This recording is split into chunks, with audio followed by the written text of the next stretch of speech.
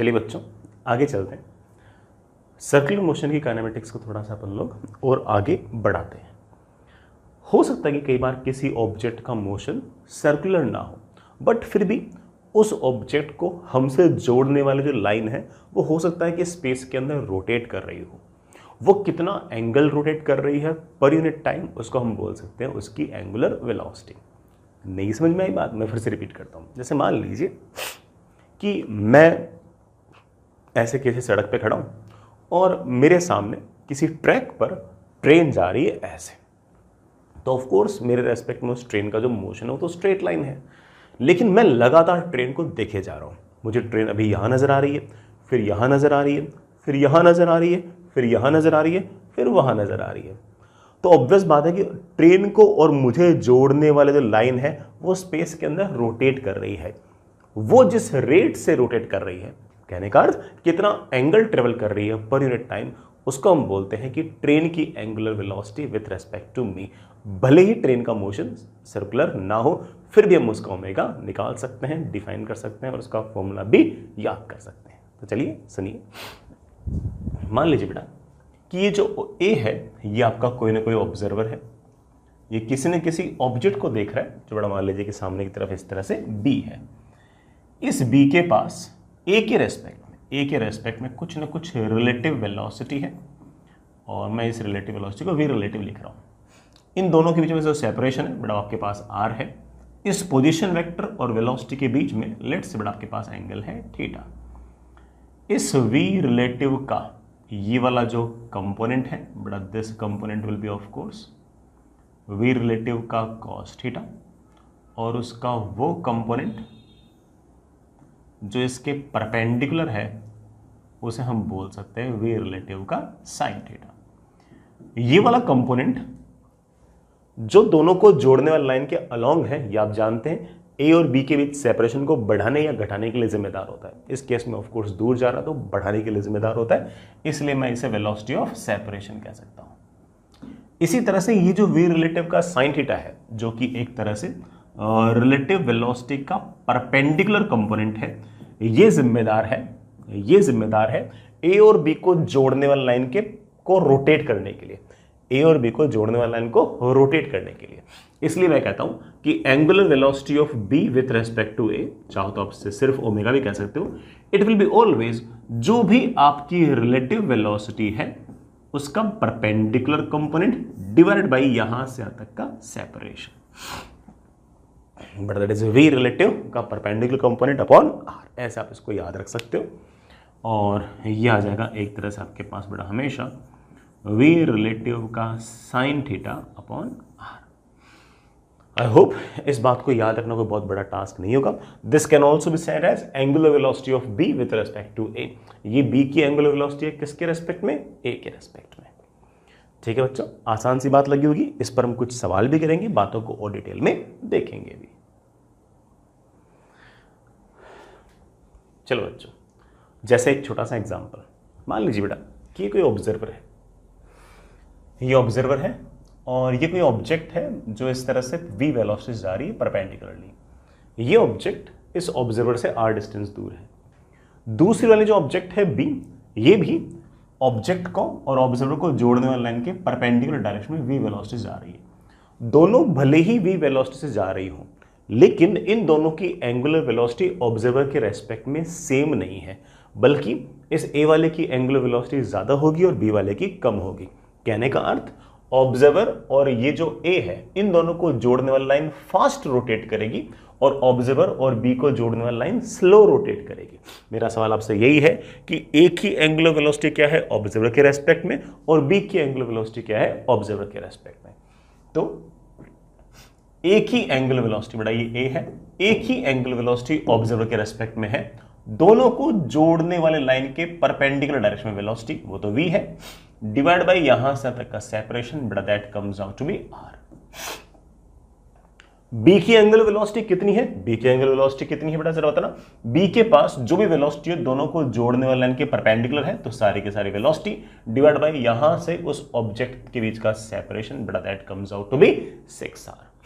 तो हम कह सकते हैं कि a के मुकाबले b जो है वो स्लोली रोटेट कर रहा है क्योंकि वो दूर है, भले ही दोनों के पास वेलोसिटी सेम हो, लेकिन ऑब्जर्वर को और ए को जोड़ने वाला लाइन फास्ट रोटेट कर रही है और ऑब्जर्वर को और बी को जोड़ने वाला लाइन स्लो रोटेट कर रही है। बिल्कुल वैसे जैसे अगर हम ट्रेन के अंदर जा रहे हैं और बाहर देख रहे हैं और बाहर हम बहुत सारे पेड़ों को अगर देख रहे हैं तो नजदीक वाले जो पेड़ है वो हमें फास्ट फास्ट फास्ट पीछे की तरफ जाते हुए इसलिए नजर आते हैं क्योंकि उनको और हमें जोड़ने वाला लाइन फास्टली रोटेट करती है, उनका ओमेगा ज्यादा है। और जो दूर वाला जो ट्री है उसको और हमें जोड़ने वाली जो लाइन है वो धीरे धीरे रोटेट हो रही है, जस्ट बिकॉज कि उनके और हमारे बीच में सेपरेशन ज्यादा है तो उसका ओमेगा कम है। तो अच्छी सी बात है बेटा, ठीक है, सिंपल सा फॉर्मूला है। आगे चलते हैं, आगे चलते हैं बेटा। नेक्स्ट इज बेटा एक बेसिक डेफिनेशन बेस्ड सवाल कि बेटा मान लीजिए कुछ क्रॉस रोड्स हैं बेटा, एक सड़क ये रही, एक सड़क ये रही, ऐसे दो परपेंडिकुलर सड़कें हैं। कोई ट्रक है बेटा इस सड़क पे यूं जा रहा है, ये सड़क पर बड़ा ट्रक जब यहां कहीं पहुंचा तो वो चौराहे से 60 मीटर दूर है, चौराहे से 80 मीटर दूर यहां कहीं आपका ऑब्जर्वर है, जो ऑब्जर्वर रेस्ट पे है। रेस्ट ये जो ट्रक है ये सामने की तरफ 108 किलोमीटर प्रति घंटे से जा रहा है। आपको और ट्रक को जोड़ने वाली जो लाइन है वो ऑफ कोर्स रोटेट करेगी, क्योंकि बेटा पहले कभी ये ट्रक यहां था, फिर यहां है, फिर यहां है, फिर यहां है, तो आपको और ट्रक को जोड़ने वाली जो लाइन है वो लगातार रोटेट हो रही है। अगर वो रोटेट हो रही है तो ऑब्वियस बात है कि ट्रक के पास कोई ना कोई एंगुलर वेलोसिटी है। किसके रेस्पेक्ट में? जो भी आपका ऑब्जर्वर है उसके रेस्पेक्ट में। मेरा सवाल आपसे यही है कि ऑब्जर्वर के रेस्पेक्ट में ट्रक के पास कितनी एंगुलर वेलोसिटी है एट दिस इंस्टेंट, क्योंकि हर टाइम पर वो चेंज होगी, क्योंकि ऑब्जर्वर और ट्रक के बीच में सेपरेशन हमेशा इतना नहीं रहेगा, वो लगातार समय के साथ बढ़ता जाएगा। आई होप तुम समझ गए इस बात को। तो चलिए निकाल लीजिए, निकालता बेटा। ये 60 है, ये 80 है, तो by Pythagoras theorem this comes out to be 100 metre. 108 kilometre per घंटा बेटा तुम जानते हो 108 किलोमीटर पर आवर इज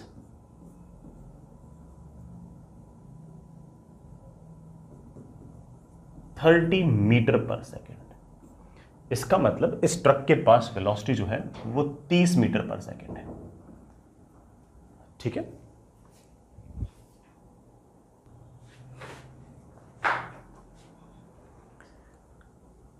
अगर ये 60 है, ये 80 है, तो ऑफ कोर्स बड़ा ये वाला एंगल आपका 37 है, ये 37 है, तो बड़ा ये वाला एंगल आपके पास 53 है, ये वाला एंगल 53, तो ये वाला एंगल भी 53। इस 30 मीटर पर सेकंड के दो कंपोनेंट आएंगे, इस तरफ आएगा 30 का cos 53 और ऐसे परपेंडिकुलर डायरेक्शन में आएगा 30 का sin 53। ठीक है, 30 इंटू 4/5 बड़ा कितना हो गया यार, 24।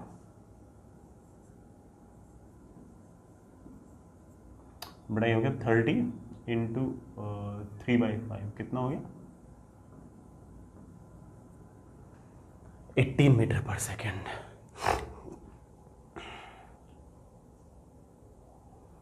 ये जो 18 मीटर पर सेकेंड है, this is the rate at which separation between observer and truck is increasing.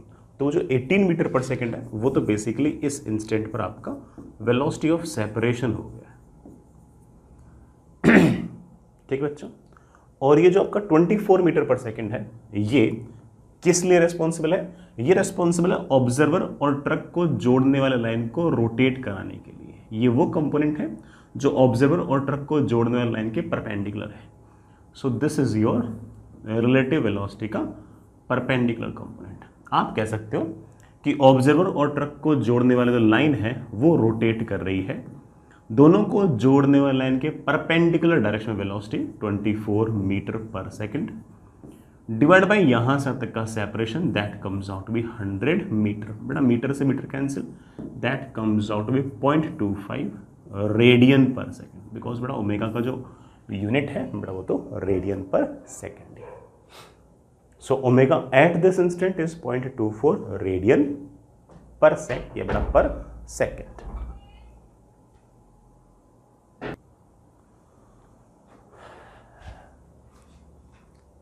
समझ गए बच्चों इन बातों कह रहे ना, कोई बहुत ऐसे बड़े टास्क तो नहीं थे, है ना। आगे चल, नेक्स्ट इज एक अच्छा सा सवाल और है, सुनिए बेटा। आपके पास कोई पार्टिकल है बेटा, ठीक है, पार्टिकल P। ये पार्टिकल ऐसे कोई सर्कुलर मोशन कर रहा है, यूनिफॉर्म सर्कुलर मोशन है, और सेंटर O के अबाउट कर रहा है। जो O है बेटा आपका वो सेंटर है, उसके अबाउट सर्कुलर मोशन कर रहा है, और उस सर्कुलर मोशन का जो ओमेगा है, एंगुलर वेलोसिटी जो है वो हमें गिवन है कि it is omega, it is omega. ठीक, मेरा सवाल ये है कि इस पार्टिकल का सर्कमफेरेंस पर एक पॉइंट पड़ा है A, उसके अबाउट एंगुलर वेलोसिटी क्या है? सर इस A के अबाउट तो सर्कुलर मोशन है ही नहीं, क्योंकि सर अभी इस पॉइंट की डिस्टेंस इतनी है, फिर जब पॉइंट पे यहाँ पहुँच जाए तो डिस्टेंस घट जाएगी, जब पॉइंट पे यहाँ पहुँच जाए डिस्टेंस और कम हो जाएगी। सर इस पॉइंट A जो है इसके अबाउट तो इसका मोशन सर्कुलर जैसा लग ही नहीं रहा। अरे बेटा वो लगे नहीं, लेकिन A और P को जोड़ने वाली लाइन स्पेस में रोटेट तो कर रही है, तो मैं उसकी एंगुलर वेलोसिटी निकाल तो सकता हूँ। आराम से सुनना, कोई जल्दबाजी नहीं है। Particle P is performing circular motion with angular velocity omega about O। O के अबाउट पॉइंट P ऐसा सर्कुलर मोशन कर रहा है और एंगुलर वेलोसिटी उसके पास ओमेगा है। Find angular velocity of P about point A। Point A के about इसकी एंगुलर वेलोसिटी क्या होगी? सोचते हैं। सर एंगुलर वेलोसिटी होगी क्यों? क्योंकि A और P को जोड़ने वाली जो लाइन है वो भी स्पेस में रोटेट कर रही है। अगर O को और P को जोड़ने वाली लाइन अगर रोटेट कर रही है तो A को और P को जोड़ने वाली लाइन भी रोटेट तो कर रही है। वो जो रोटेट कर रही है उसका ओमेगा मुझे निकालना है। ठीक है, सोचते हैं। मान लीजिए कि किसी टाइम t पर आपका पार्टिकल यहां गई, थोड़ी देर बाद में ही ये वाला पार्टिकल लेट से चलते चलते यहां पहुंच गया, थोड़ा सा एंगल चल लिया डी थीटा। ये टाइम t की कहानी थी और ये कहानी t प्लस डी टी की कहानी। मैं ओमेगा को बड़े आराम से लिख सकता हूं कि ओमेगा इज कितना एंगल चला O पॉइंट के अबाउट, कितना एंगल चला बेटा डी थीटा, डिवाइड बाय यहां से तक जाने में समय कितना लगा बेटा, समय लगा आपके पास d t. This is my equation number 1। लेकिन ये जो P वाला पॉइंट है ये A से अगर मैं जोड़ता हूं तो पहले AP लाइन ऐसे थी, थोड़ी देर बाद में आपकी AP लाइन ऐसे हो गई। पहले आपकी AP लाइन ऐसे थी, अब आपकी AP लाइन ऐसे हो गई है। इसका मतलब आपकी AP लाइन भी तो रोटेट की है। सर ये वाला एंगल कितना होगा? लेट्स से बेटा this angle is D phi.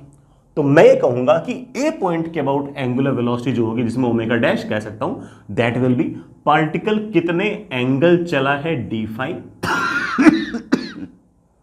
Divide by यहां से यहां तक का समय। यहां से यहां तक का समय तुम जानते हो बेटा कितना है डी टी।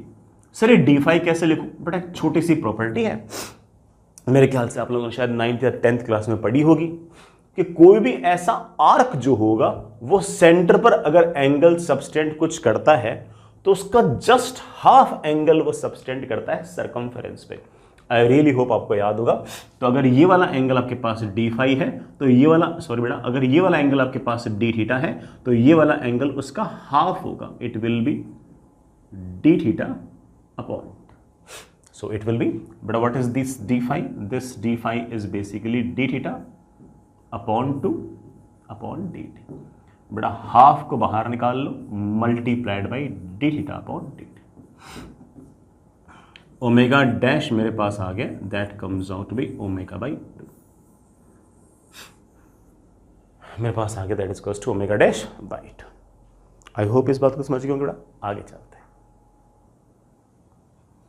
आप इस बात को याद भी रख सकते हो कि अगर पार्टिकल के पास कोई एंगुलर वेलोसिटी या एंगुलर एक्सेलरेशन सेंटर के अबाउट कुछ दे रखा है तो सरकमफेरेंस के अबाउट जो एंगुलर वेलोसिटी और एंगुलर एक्सेलरेशन होंगे वो जस्ट हाफ हो जाएंगे, बिल्कुल हाफ हो जाएंगे। ठीक, आगे चलते हैं बच्चा। एक सवाल और, ऐसे ही सिंपल सा सवाल है, सुनना बेटा। आपके पास ऐसे एक सर्कल दे रखा है, इस सर्कल पर दो पार्टिकल दे रखे हैं ए और बी।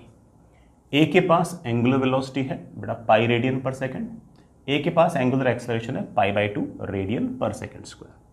बी के पास उसी डायरेक्शन के अंदर ओमेगा है लेकिन कम है, pi by 2 radian per second, और अल्फा है लेकिन अल्फा भी कम है उसके मुकाबले, pi by 4 radian per second square. सवाल मुझसे पूछा find the time when A catches B.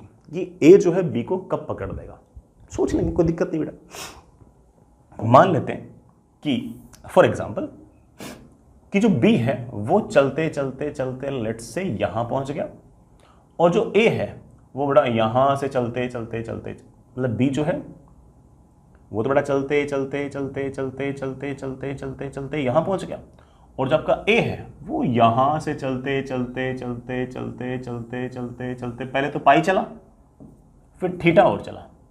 तो इसका मतलब बी का एंगुलर डिस्प्लेसमेंट तो थीटा हुआ है, लेकिन ए का angular displacement pi plus theta हुआ है, तभी तो जाके पकड़ पाएगा, क्योंकि ये बड़ा पाई तो उससे पहले से आगे ही है, डायमेट्रिकल अपोजिट पॉइंट्स तो दिख ही रहे आपको। आप ऐसा कह सकते हो कि sir angular displacement of B is theta, that is angular velocity of B pi by 2 into T plus half into alpha into T का स्क्वायर। बड़ा फॉर्मूला ये वाला लगा तो सकते हैं ना, आप वहां से बिल्कुल लगा सकते हैं, अल्फा कांस्टेंट है तो ये वाला फॉर्मूला तो वैलिड है। अगर मैं ए के लिए कहूं तो मैं कहूंगा कि ए के लिए angular displacement of A will be of course theta plus pi, that is omega into T, बड़ा उसका ओमेगा है pi into T plus half into alpha, alpha is of course बड़ा पाई बाई 2 इंटू टी का square. मुझे theta नहीं चाहिए, time चाहिए, तो एक काम करो, इस इक्वेशन नंबर 1 और इस इक्वेशन नंबर 2 को माइनस कर दो, 2 में से 1 को माइनस कर दो। जैसे मैंने इक्वेशन नंबर 2 में से इक्वेशन नंबर 1 को माइनस किया, मेरे पास आ गया पाई इज इक्वल्स टू, बड़ा माइनस करना, pi minus pi by 2 is pi by 2 into T plus half pi by 2 minus pi by 4 is of course बड़ा कितना, पाई बाई 4 इंटू टी का स्क्वायर। पाई पाई पाई बेटा क्या हो गया, कैंसिल, मेरे पास आ गया 8 is equals to 4t plus T square.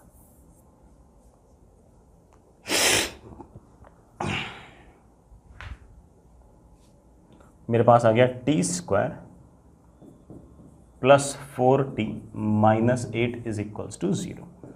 बड़ा क्वाड्रेटिक सॉल्व करना, t is equals to minus B plus minus under root of B square minus 4 into 1 into C upon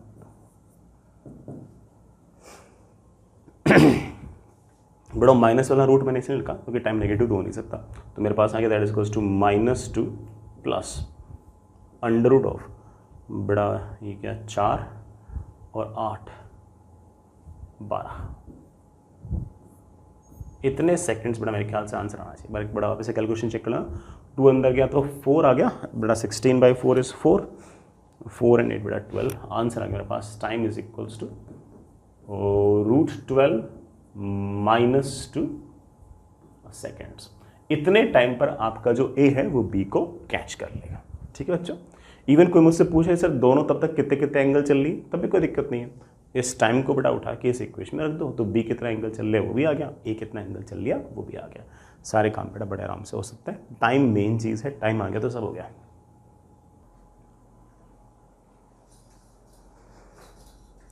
चलिए बच्चों, next is relation between linear and angular terms. When I say linear terms I mean that कि हमारी जो velocity है, speed है, acceleration है, इन सब की बातें करना। और अगर मैं एंगुलर एक्सेलरेशन की अगर बात करूं, एंगुलर टर्म्स की अगर बात करूं, तो ऑफ कोर्स हमारी जो एंगुलर वेलोसिटी है, एंगुलर एक्सेलरेशन है, एंगुलर डिस्प्लेसमेंट है, ये सब इनके बीच में आपस में क्या रिलेशन है उसको हम हल्का सा एक थोड़ा सा याद भी रखेंगे, समझेंगे भी। हालांकि इन सब की डेरिवेशंस हैं, बट मैं डेरिवेशंस थोड़ा सा अवॉइड ही कर रहा हूँ, अपने काम की तो बड़ा इतनी कुछ खास ऐसी है नहीं। अगर आपको डेरिवेशंस वगैरह देखनी हो तो जो अपने पूरे जो एलेबोरेट लेक्चर्स हैं उनके अंदर डेरिवेशंस दे रखे हैं, but it will take lot of time, है ना। मैं बिना डेरिवेशन के सीधा बेटा कुछ बातें स्टेट करना चाहता हूँ, आराम से सुनिएगा। ये मान लीजिए बेटा कोई पार्टिकल है, वो उसका सर्कुलर मोशन है, उसका ये सेंटर है O, पार्टिकल बेटा ये रहा P, जो सर्कल है उसका रेडियस बड़ा मुझे दे रखा है कैपिटल R। इस पार्टिकल के पास लेट्स से बड़ा वेलोसिटी या स्पीड जो कुछ कहना चाहो बड़ा वो ऐसे है, ओमेगा जो होगी it will be like this. Omega ऐसे तो है, लेकिन आप जानते हो कि ओमेगा एक एक्सियल वेक्टर है, उसके डायरेक्शन दिखाने का सबसे बेस्ट तरीका ये है कि ओमेगा अगर ऐसे तो it will be something like this. बड़ा ओमेगा बाहर की तरफ है, तो मैं लिख भी सकता हूँ कि जो ओमेगा है वो बाहर की तरफ है। बड़ा डॉट लगा दिया है कि ओमेगा जो है वो इस तरह से बाहर की तरफ है। ठीक है, यहाँ तक कोई इशू नहीं। सबसे इंपॉर्टेंट रिलेशन मेरे पास बड़ा ये है कि ये जो स्पीड है पार्टिकल की, जो स्पीड है it will be always omega into R. बड़ा speed will be always omega into R. Speed will be simply omega into are.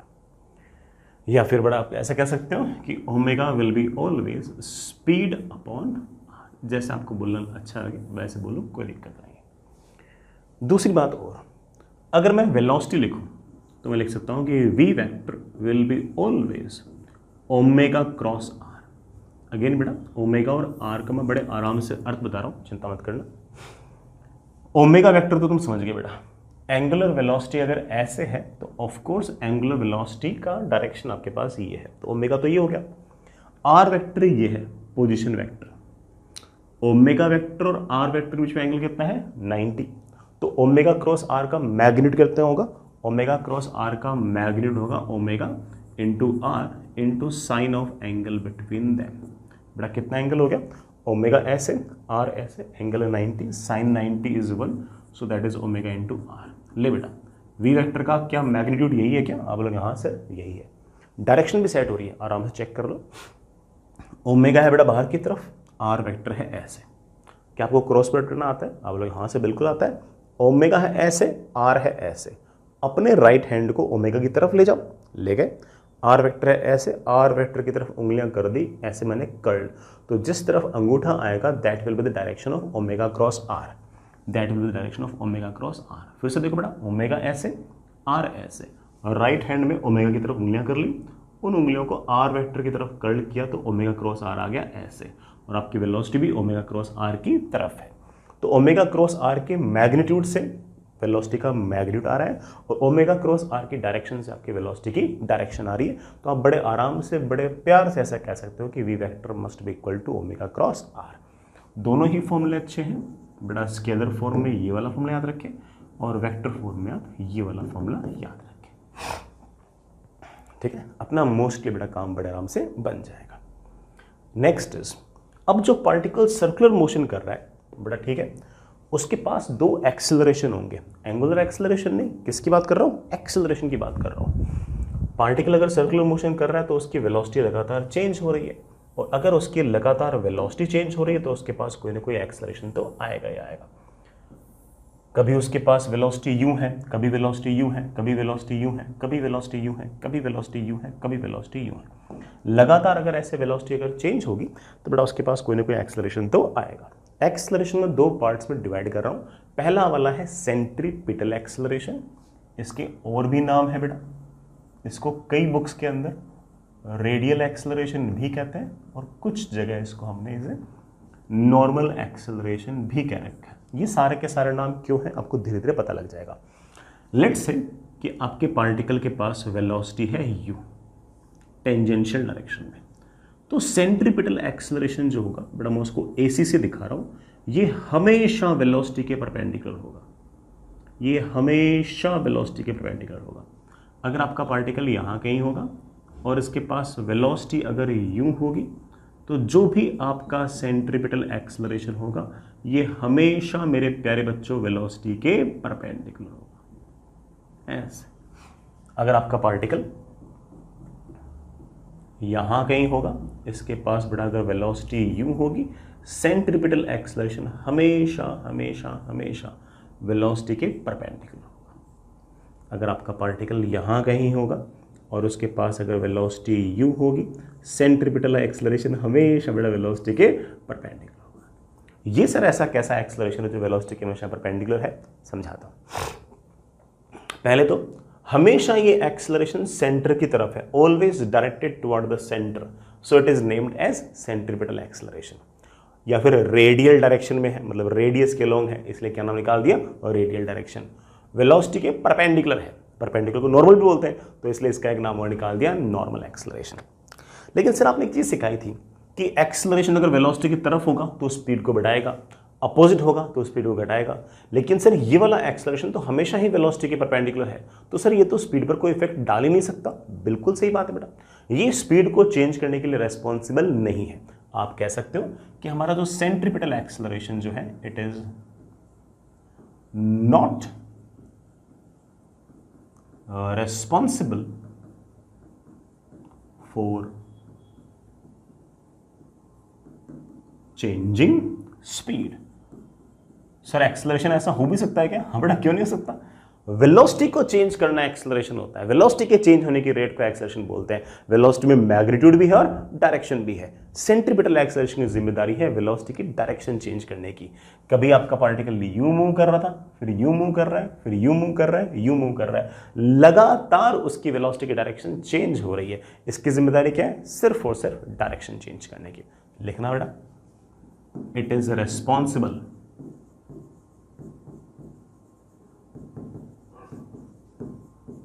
for only changing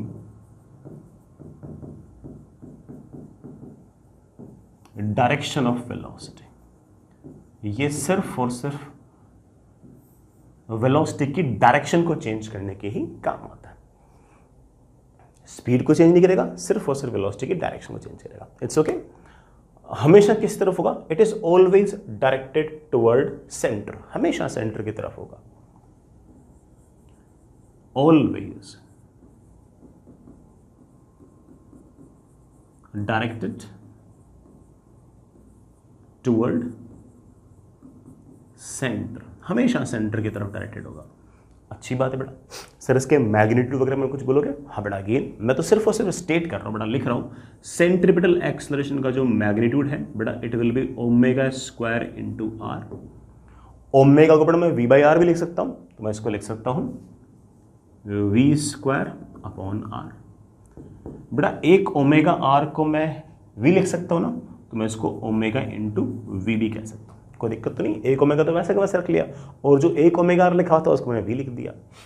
इसी सेंट्रीपिटल एक्सेलरेशन को मैं वेक्टर फॉर्म में ऐसे लिख सकता हूं, ओमेगा क्रॉस वी। देखो इससे मैग्नीट्यूड भी सेट हो जाएगा और डायरेक्शन भी सेट हो जाएगी। चेक करना कैसे। पार्टिकल अगर ऐसे घूम रहा है तो ऑब्वियस बात है कि ओमेगा तो यूं है, लेकिन सर ओमेगा तो एक्सियल वेक्टर है, वो एक्चुअल डायरेक्शन बताओ। ओमेगा अगर ऐसे है तो अपने राइट हैंड को यू घुमाओ, इसका मतलब ओमेगा में से बाहर की तरफ मानेंगे, तो हम मानेंगे कि ओमेगा ऐसे बाहर की तरफ है। अब ओमेगा ऐसे, वी ऐसे, what is the angle between omega and V? 90। So omega cross V का मैग्नीट्यूड कितना आएगा? Omega into V into sine 90। बेटा तो ओमेगा वी आ गया। सर डायरेक्शन सेटिस्फाई कर देगा? बिल्कुल कर देगा। चेक करो, ओमेगा है आपका बाहर की तरफ, बाहर की तरफ, वी है ऐसे। क्या आपको बेटा वो आता है राइट हैंड थंब रूल? आप लोग हाँ सर बिल्कुल आता है। ओमेगा क्रॉस वी करना हो तो ये रहा ओमेगा, ये रहा वी। ओमेगा की तरफ हाथ ले जाओ, वी की तरफ उंगलियां कर्ल कर दो, अंगूठा आ गया इस तरफ। ओमेगा क्रॉस वी इस तरफ है। क्या आपका सेंट्रीपिटल एक्सेलरेशन भी इसी तरफ है? जी हाँ बिल्कुल, सेंट्रीपिटल एक्सेलरेशन हमारा इसी तरफ है। आपका जो सेंट्रीपिटल एक्सेलरेशन है ये हमेशा हमेशा हमेशा वेलोसिटी के परपेंडिकुलर ही रहेगा। ये बड़ा कभी भी वेलोसिटी के साथ और कोई एंगल नहीं बनेगा। इसकी जिम्मेदारी सिर्फ और सिर्फ वेलोसिटी की डायरेक्शन को चेंज करने की है। इसका स्पीड पर किसी प्रकार का कोई कंट्रोल नहीं है। चलिए बच्चों, आई होप सेंट्रीपिटल एक्सेलरेशन में सारी बातें याद रख लोगे। Next is tangential acceleration. ये कम सवालों में काम आता है लेकिन काम आता है। टेंजेंशियल एक्सेलरेशन, नाम से आइडिया लग गया होगा, ये टेंजेंशियल डायरेक्शन में होगा। बेटा बिल्कुल, कैसे? सुनिएगा, समझिएगा, आराम से देखिएगा। बेटा मान लीजिए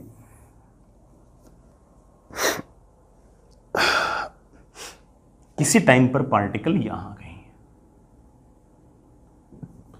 उसके पास लेट से बेटा वेलोसिटी है v, बेटा पार्टिकल ऐसे है, वेलोसिटी है v, r रेडियस के सर्कल में वो भागे जा रहा है, ऐसा कोई एक्सेलरेशन जो इस टेंजेंशियल डायरेक्शन में हो उसे हम बोलेंगे टेंजेंशियल एक्सेलरेशन। सो लिटरल, जो बोला है वही अर्थ है। जो एक्सेलरेशन इस टेंजेंशियल डायरेक्शन में होगा उसे हम बोल देंगे टेंजेंशियल एक्सेलरेशन। और ऑफ कोर्स अगर वो वेलोसिटी की तरफ होगा तो वो स्पीड को बढ़ाएगा, अगर वो वेलोसिटी के अपोजिट होगा तो स्पीड को घटाएगा। तो टेंजेंशियल एक्सेलरेशन की जिम्मेदारी क्या हो गई? उसकी जिम्मेदारी होगी स्पीड चेंज करने की, और वो स्पीड को बढ़ा भी सकता है घटा भी सकता है कि डिपेंडिंग ऑन कि वो वेलोसिटी की तरफ है या उसके अपोजिट है। तो आप ऐसा कह सकते हो कि tangential acceleration will be either along velocity और अपोजिट टू द वेलोसिटी।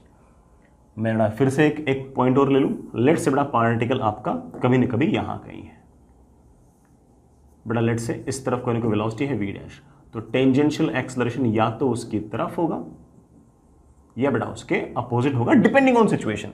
अगर उसकी तरफ होगा तो इस v डैश को बढ़ाएगा, उसके अपोजिट होगा तो उसको लगातार घटाएगा। This is the component of acceleration which is tangential, या फिर which is tangential to the circle, या फिर which is along the velocity और opposite to the velocity.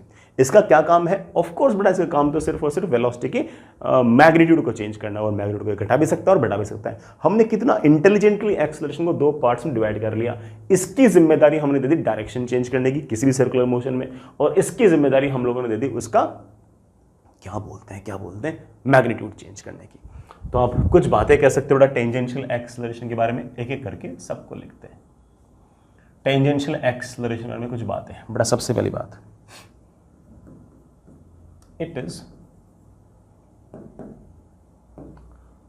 it acts along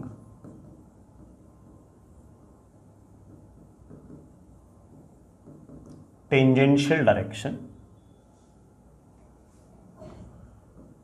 It is either a long velocity or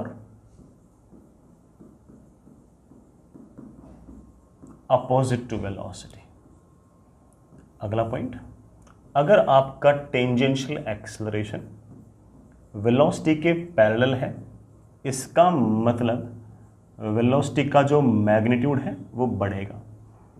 अगर कोई tangential acceleration velocity के opposite है तो ऑब्वियस बात है कि स्पीड घटेगी। कुल मिलाकर tangential acceleration is the rate of change of speed, ये है इसकी बेसिक डेफिनेशन। लिखना बेटा, it is rate of change of speed. इसी बात को मैथमेटिक्स में लिखूं तो टेंजेंशियल एक्सेलरेशन जो है it is D by D T of not velocity, बेटा वेलोसिटी का जो मैग्नीट्यूड है उसके चेंज होने की जो रेट है वो हमारा टेंजेंशियल एक्सेलरेशन है। वेलोसिटी दो तरीके से चेंज हो सकती है, मैग्नीट्यूड भी और डायरेक्शन भी। डायरेक्शन चेंज करना किसकी जिम्मेदारी? सेंट्रीपिटल की, और मैग्नीट्यूड चेंज करना किसकी जिम्मेदारी? टेंजेंशियल एक्सेलरेशन की। It make sense to you? Okay. अगर मान लीजिए कि कभी टेंजेंशियल एक्सेलरेशन जीरो हो गया, टेंजेंशियल एक्सेलरेशन जीरो हो गया, इसका मतलब स्पीड चेंज नहीं होगी, वेलोसिटी तो चेंज होगी। सिर्फ वेलोसिटी कौन चेंज कर रहा होगा? सेंट्रीपिटल। क्योंकि बेटा फिर क्या होगा, कांस्टेंट स्पीड से पार्टिकल यूं सर्कल के अलोंग लगातार चक्कर काटता जाएगा। कांस्टेंट स्पीड से अगर पार्टिकल अगर चक्कर काटता जाएगा तो उसे हम एक नाम दे देंगे uniform circular motion. Constant speed से जाएगा तो वो पार्टिकल बेटा क्या परफॉर्म करेगा? Uniform circular motion. तो जितने भी आपके यूनिफॉर्म सर्कुलर मोशन होंगे उनके अंदर स्पीड जो है बड़ा वो आपकी कांस्टेंट रहेगी, और आपका टेंजेंशियल एक्सेलरेशन आपके पास जीरो होगा। यूसीएम भी लिखा हुआ आ सकता है और यूनिफॉर्म सर्कुलर मोशन भी लिखा हुआ आ सकता है।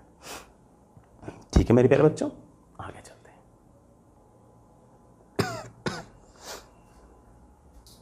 चलते हैं। बच्चों, आई होप बेटा दोनों एक्सेलरेशन आपको समझ में आ गए होंगे। सर्कुलर मोशन में डायरेक्शन चेंज करने की जिम्मेदारी सेंट्रीपिटल की, और स्पीड चेंज करने की जिम्मेदारी टेंजेंशियल एक्सेलरेशन की। As simple as that. एक बात और, मान लीजिए बेटा कोई पार्टिकल है, वो सर्कल के अलोंग जा रहा है किसी टाइम पर, लेट से वो पार्टिकल यहां कहीं है और उसके पास सेंटर की तरफ कोई ना कोई एक्सेलरेशन है let's say that is centripetal acceleration, और ऐसे टेंजेंशियल डायरेक्शन में कोई ना कोई एक्सेलरेशन है, that is tangential acceleration. Net acceleration जो आएगा वो ऑफ कोर्स इन दोनों का रिजल्टेंट आएगा, लेकिन इन दोनों के बीच में एंगल 90 डिग्री है, इसलिए रिजल्टेंट निकालना इतना टफ काम है नहीं। Net acceleration will be like this, net acceleration will like this. तो हम कह सकते हैं कि net acceleration will be under root of AC square plus AT square. यही नहीं बेटा, एक बात और, ये जो टेंजेंशियल डायरेक्शन है, इस डायरेक्शन से नेट एक्सेलरेशन ने कितना एंगल बना रखा है। अगर कोई मुझसे ये वाला एंगल पूछ ले तो बड़े आराम से निकाल दूंगा कि tan theta is always perpendicular upon base AC upon AT, that is basically AC upon AT। Theta क्या है? थीटा इज एंगल बिटवीन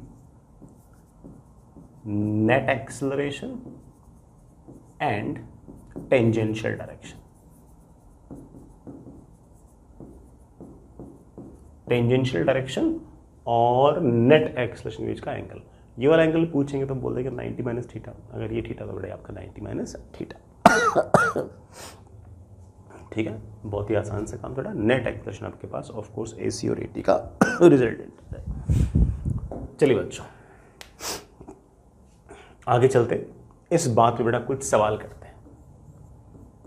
आपके पास बेटा ये एक पुल्ली, इस पुल्ली को बेटा हमने बीचों बीच से इस तरह से हिंज कर दिया, और हमने इस हिंज के अबाउट इसको किसी न किसी ओमेगा से घुमा दिया। बेटा let's say omega is 5 radian per second, और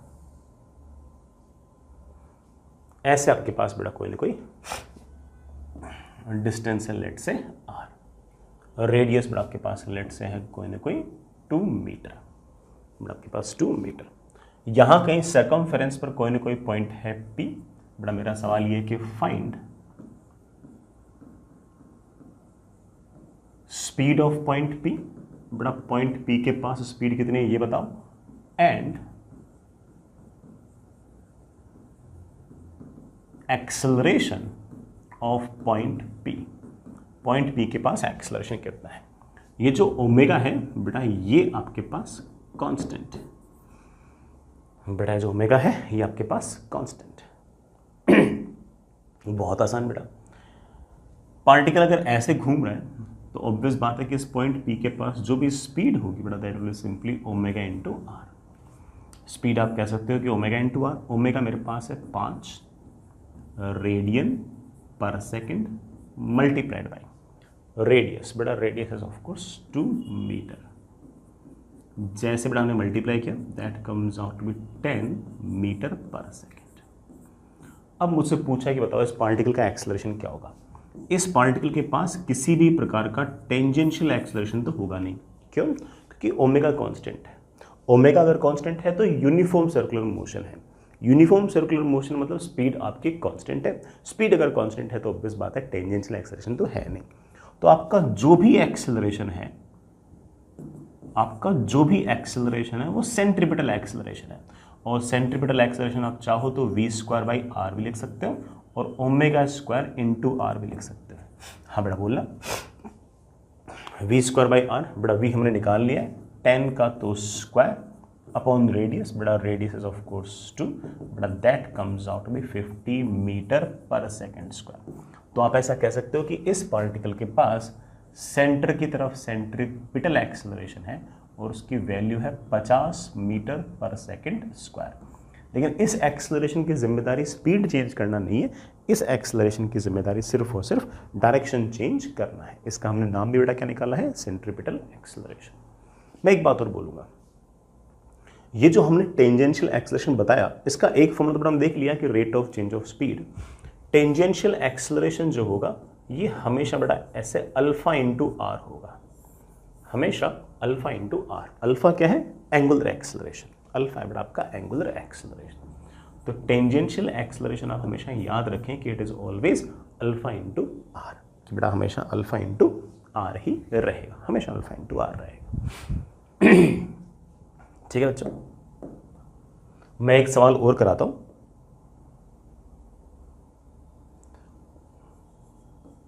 थोड़ा सा है ना, हल्का सा कैलकुलेशन थोड़ा सा और ज़्यादा है, आराम से इत्मीनान से करना। बेटा हमारे पास ये कोई पार्टिकल, बेटा ये कोई सर्कल है, इस पर कोई पार्टिकल, बेटा लेट से पार्टिकल ये रहा, जो रेडियस है बेटा इसकी वो 5 मीटर है। किसी इंस्टेंट पर इसके पास ओमेगा दे रखा है 20 रेडियन पर सेकेंड और इसके पास अल्फा दे रखा है 2 radian per second square. Sir जब अल्फा दे रखा है तो ओमेगा चेंज होना चाहिए ना? हाँ बेटा चेंज हो रहा है, और अल्फा ओमेगा की तरफ है तो ऑफकोर्स ओमेगा लगातार समय के साथ बढ़ेगा। इस इंस्टेंट पर 20 है, इस क्षण पर 20 है। ठीक है, मेरा सवाल आपसे यह है कि एट दिस इंस्टेंट, इस इंस्टेंट पे, क्यों सर इस इंस्टेंट पे बार बार क्यों बोल रहे हो? हो सकता है बेटा समय के साथ लगातार ओमेगा और चेंज हो जाए, तो हो सकता है कि हम जो टर्म्स निकालने वाले हैं वो चेंज हो जाए। तो मैं पूछ रहा हूं कि इस क्षण पर eight this instant find speed of point P, centripetal acceleration of point P, और third tangential acceleration of point P and net acceleration of point P का नेट एक्सेलरेशन क्या होगा? सोचते हैं बेटा, अच्छे से सवाल है। तो ऐसे अगर ओमेगा है तो इस पॉइंट P के पास इस इंस्टेंट पर वेलोसिटी ऐसे है, ये स्पीड हम बता सकते हैं बेटा कितनी हुई, of course omega into R. Omega बेटा कितना है 20 रेडियन पर सेकेंड, रेडियस बेटा कितना है 5, तो इस इंस्टेंट पर बेटा आपकी स्पीड जो है वो 100 मीटर पर सेकेंड है। सर सेंट्रीपिटल एक्सेलरेशन क्या होगा? सेंट्रीपिटल एक्सेलरेशन हमेशा सेंटर की तरफ होगी, और उस सेंट्रीपिटल एक्सेलरेशन की वैल्यू आप चाहो तो ओमेगा स्क्वायर इंटू आर से लिख सकते हो, चाहे बेटा वी स्क्वायर बाई आर से लिख सकते हो, एक ही बात है।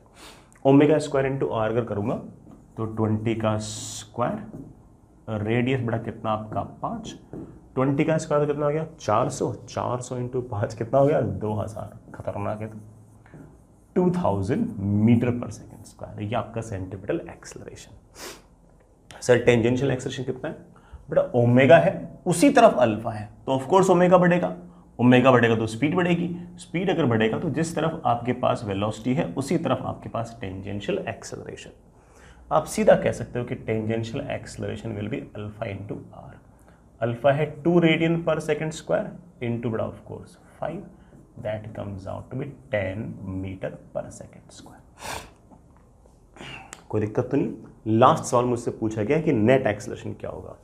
हम जानते हैं कि सेंट्रीपिटल एक्सेलरेशन तो है 2000 मीटर पर सेकेंड स्क्वायर, टेंजेंशियल एक्सेलरेशन है 10 मीटर पर सेकेंड स्क्वायर, तो जो भी नेट एक्सेलरेशन आएगा वो ऐसे आएगा, और उसकी वैल्यू आएगी अंडर रूट ऑफ क्या बेटा 2000 का स्क्वायर प्लस 10 का स्क्वायर मीटर पर सेकेंड का square. This is the tangential acceleration and centripetal acceleration का रिजल्टेंट। ठीक है बच्चों, आगे चलते हैं। एक और सवाल बेटा, ऐसे सिंपल सा सवाल है। हमारे पास कोई डिस्क है बेटा, वो ऐसे किसी फिक्स्ड पॉइंट के अबाउट ऐसे लगातार ओमेगा से घूम रही है। इस बार आपका ओमेगा कांस्टेंट है। अगर ओमेगा कांस्टेंट है तो इसका मतलब अल्फा नहीं है, अल्फा नहीं है तो टेंजेंशियल एक्सेलरेशन नहीं है। दूसरे शब्दों में ऐसे सोच सकते हो कि ओमेगा कांस्टेंट तो स्पीड कांस्टेंट, स्पीड कांस्टेंट तो टेंजेंशियल एक्सेलरेशन तो है नहीं, लेकिन सेंट्रीपिटल तो जरूर है। ओमेगा से ऐसे घूम रहा है, रेडियस आपके पास 30 सेंटीमीटर है, पार्टिकल के पास बेटा कोई ना कोई वेलोसिटी होगी। मैंने पूछा है बताओ इस इंस्टेंट में पार्टिकल के पास स्पीड कितनी है? Of course omega into R. Omega है 4 radian per second multiplied by R. R is of course बेटा 0.3 metre, that comes out to be 1.2 metre पर सेकेंड। ये बेटा आपके पास स्पीड है। सर एक्सेलरेशन क्या है बेटा? पार्टिकल के पास जो भी एक्सेलरेशन है वो सिर्फ और सिर्फ सेंट्रीपिटल एक्सेलरेशन है, टेंजेंशियल तो है ही नहीं। और उसको आप कह सकते हो कि sir it is basically omega square into R. Omega बड़ा कितना है 4, उसका स्क्वायर कितना हो गया 16 multiplied by R is of course 0.3, तो आई थिंक बटा this comes out be 4.8 meter पर second square. This is not only the centripetal acceleration, this is also the net acceleration, just because की tangential acceleration तो है ही नहीं। समझ गए होंगे? आगे चलते बेटा, आगे चलिए बेटा। एक बढ़िया सा सवाल, एक पार्टिकल है बेटा, वो 50 सेंटीमीटर के रेडियस में लगातार भागे जा रहा है और उसकी स्पीड जो है वो समय के साथ लगातार चेंज हो रही है, और उसकी स्पीड जो है वो मुझे दे रखी है 2 टाइम्स t⁻³ मीटर पर सेकेंड स्क्वायर। मैं फिर से बोल दूं, 50 सेंटीमीटर के रेडियस में वो जिस स्पीड से लगातार भागे जा रहा है, that speed is 2 times t⁻³। जैसे जैसे समय चेंज होगा वैसे वैसे स्पीड लगातार चेंज होगी। मैं आपसे पूछ रहा हूं कि बताओ बच्चों, 4 सेकंड पर इस पार्टिकल के पास ओमेगा कितना होगा, सेंट्रीपिटल एक्सेलरेशन कितना होगा, एंगुलर एक्सेलरेशन कितना होगा, टेंजेंशियल एक्सेलरेशन कितना होगा, और ऑफ कोर्स आपका नेट एक्सेलरेशन कितना होगा। सारी की सारी टर्म्स हमने आज तक जितनी पढ़ी हैं सभी आ गई हैं। कर लेंगे बेटा, कोई बहुत बड़ा टास्क नहीं है। 4 सेकंड पर पार्टिकल के पास स्पीड कितनी होगी, तो आप बोलोगे सर 2 टाइम्स 4⁻³ बड़ा 4⁻³ तो बड़ा कितना हो गया 64 इंटू 2 बड़ा कितना हो गया 128 मीटर पर सेकेंड। सर इस इंस्टेंट पर सेंट्रीपिटल एक्सेलरेशन क्या होगा, सेंट्रीपिटल एक्सेलरेशन सेंटर की तरफ होगा, उसकी वैल्यू होगी, ओ मैंने तो देखो स्पीड निकाली बेटा, ओमेगा तो निकाला नहीं मैंने, ओमेगा निकालना मुझे इस इंस्टेंट पर बेटा, omega will be of course v upon r। v है 128 मीटर पर सेक, रेडियस बड़ा 50 सेंटीमीटर है, तो आप कहोगे sir that is 0.5 metre, that comes out to बेटा कितना 256 रेडियन पर सेकंड का स्क्वायर। ठीक है, ये ओमेगा है। सर मुझे सेंट्रीपिटल एक्सेलरेशन पूछा गया है, सेंट्रीपिटल एक्सेलरेशन मर्जी हो बेटा वैसे कर लो, v² भी कर सकते हो और ओमेगा² इंटू आर भी कर सकते हो। v² करूंगा तो बेटा दैट इज 128 का स्क्वायर अपॉन बेटा कितना 0.5, दैट इज ऑफ कोर्स बेटा 256 इंटू 128। निकाल लेना जितना भी आता है, थोड़ी ज़्यादा खतरनाक वैल्यूज आ गई, ठीक है। सर अल्फा कितना है, अल्फा हम जानते हैं, सब हो जाएगा सब हो जाएगा। अगर मैं कहूं कि किसी भी टाइम पर ओमेगा क्या है, तो आप बोलोगे कि सर किसी भी टाइम पर आपका ओमेगा है, किसी भी टाइम पर स्पीड अपॉन रेडियस। किसी भी टाइम पर मेरे पास स्पीड है 2 टाइम्स t⁻³, रेडियस मेरे प्यारे बच्चों 0.5, तो किसी भी टाइम पर मेरे पास ओमेगा है 4 टाइम्स t⁻³। क्या ओमेगा कांस्टेंट है क्या, नहीं, तो अल्फा जरूर होना चाहिए। अल्फा मेरे वैसे जानते हैं कि सर ये तो d⁻/dt होती है, तो इसको टाइम के रेस्पेक्ट में डिफरेंशिएट कर दो, तो मेरे पास ये आ गया 12 टाइम्स t²। किसी भी टाइम पर आपके पास अल्फा जो होगा 12 टाइम्स t² होगा। सर मुझे तो 4 सेकंड पे चाहिए बेटा, 4 सेकंड पे चाहिए तो लिख देना दैट इज 12 इंटू बेटा 4 का स्क्वायर, बेटा लिख देना that is 12 into 16। Of course alpha है तो रेडियन पर sec square. Sir tangential acceleration क्या होगा वैसे बेटा tangential acceleration alpha into R भी कह सकते हो, अल्फा इंटू आर भी कह सकते हो, तो अल्फा इंटू आर कहूंगा तो इस इंस्टेंट पर मुझे अल्फा पता है बेटा कितना है 12 इंटू 16, इसको आर से मल्टीप्लाई कर दो बेटा मेरे ख्याल से कितना आ गया 96 मीटर पर सेकेंड स्क्वायर आ गया। टेंजेंशियल एक्सेलरेशन की यूनिट तो मीटर पर सेकेंड स्क्वायर। टेंजेंशियल एक्सेलरेशन एक तरीके से और सोच सकते हो, आप कह सकते हो कि सर टेंजेंशियल एक्सेलरेशन स्पीड के चेंज होने की रेट होती है, तो स्पीड को टाइम के रेस्पेक्ट में डिफरेंशिएट करो, बेटा मेरे पास आ गया 6 टाइम्स t²। किसी भी टाइम पर आपका टेंजेंशियल एक्सेलरेशन आएगा 6 टाइम्स t², लेकिन सर मुझे तो 4 सेकंड पे चाहिए बेटा, 4 पे चाहिए तो 6 इंटू 4 का स्क्वायर, 4 का स्क्वायर बेटा कितना हो गया 16 इंटू 6 बड़ा भाई 96। What is the net acceleration? As we know that कि टेंजेंशियल एक्सेलरेशन और सेंट्रीपिटल एक्सेलरेशन दोनों हमेशा एक दूसरे के परपेंडिकुलर होते हैं, तो net acceleration will be of course √of ac² plus at²। इस इंस्टेंट पर हमें ac भी पता है at पता है, हम बड़े आराम से नेट एक्सेलरेशन लिख सकते हैं।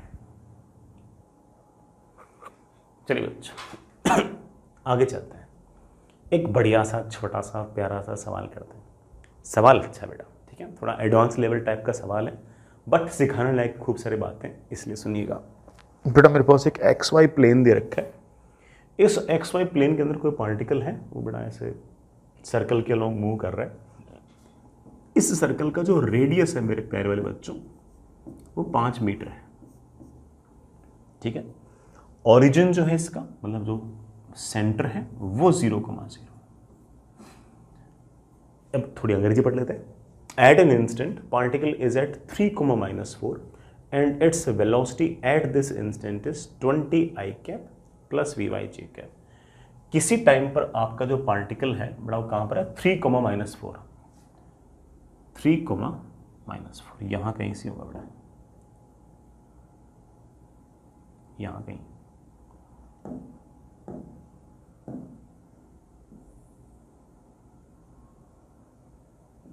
यहां कहीं से बड़ा,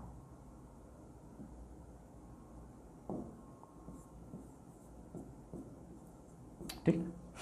and its velocity is this much, बड़ा वेलोसिटी है 20 i cap plus vy j cap. सोच लेंगे, पहला सवाल तो पूछ रखा, बताओ vy क्या होगा। सोचता हूं बेटा, अगर मैं 0,0 के रेस्पेक्ट में अगर देखूं, अगर मैं 0,0 के रेस्पेक्ट में अगर देखूं तो ये रहा इसका एक तरह से रेडियस वेक्टर या फिर पोजीशन वेक्टर, ये रेडियस वेक्टर या उसका position vector.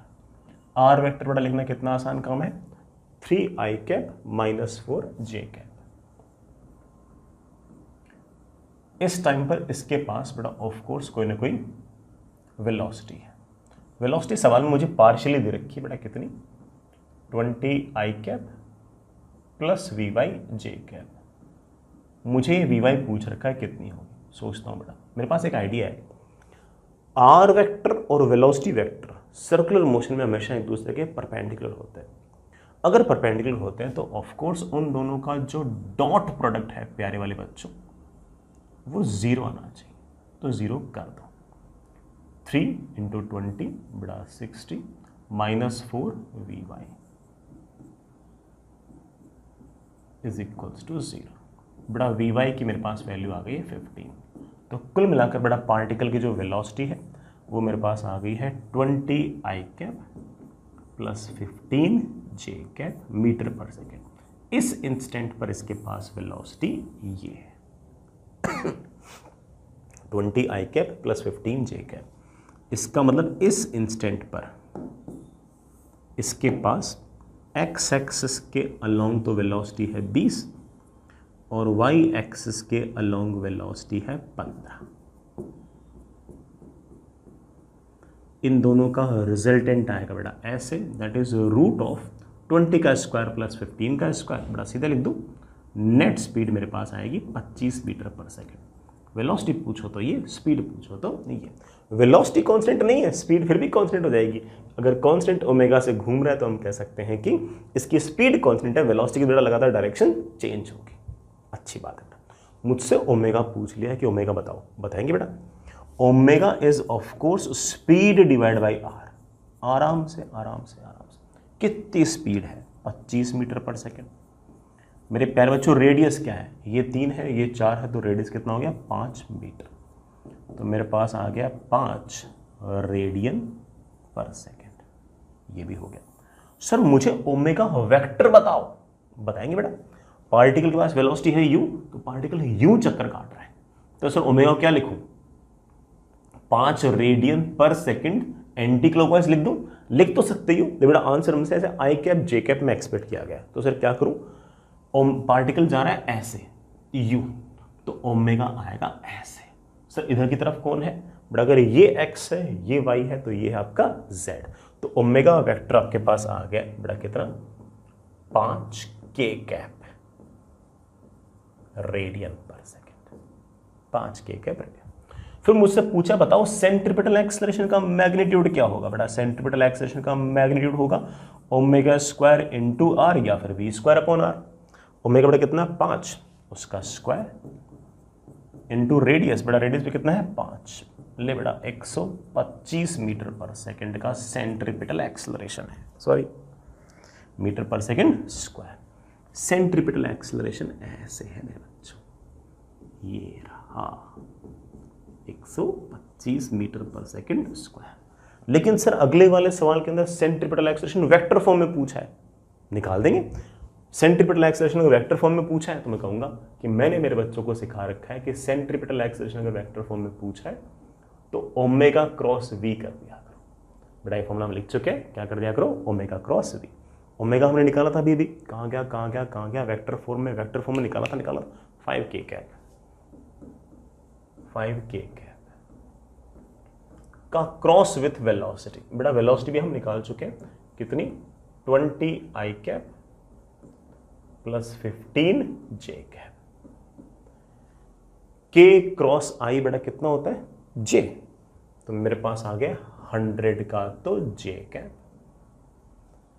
k cross j बड़ा क्या होता है, माइनस i कैप, मेरे पास ये हो गया -75i कैप। ये आपका एक्सेलरेशन है। ये जो 125 इसके दो कंपोनेंट है, इस तरफ बड़ा कितना 75, इस तरफ आपका 100। इस इंस्टेंट पर आपका ये एक्सेलरेशन है। इस एक्सेलरेशन का यूनिट क्या होगी, मीटर पर सेकेंड। अच्छा सवाल है बेटा, थोड़ा इसको आराम से, इत्मीनान से, बढ़िया से बार बार देखना, अगर पहली बार में ना समझ में आया हो तो।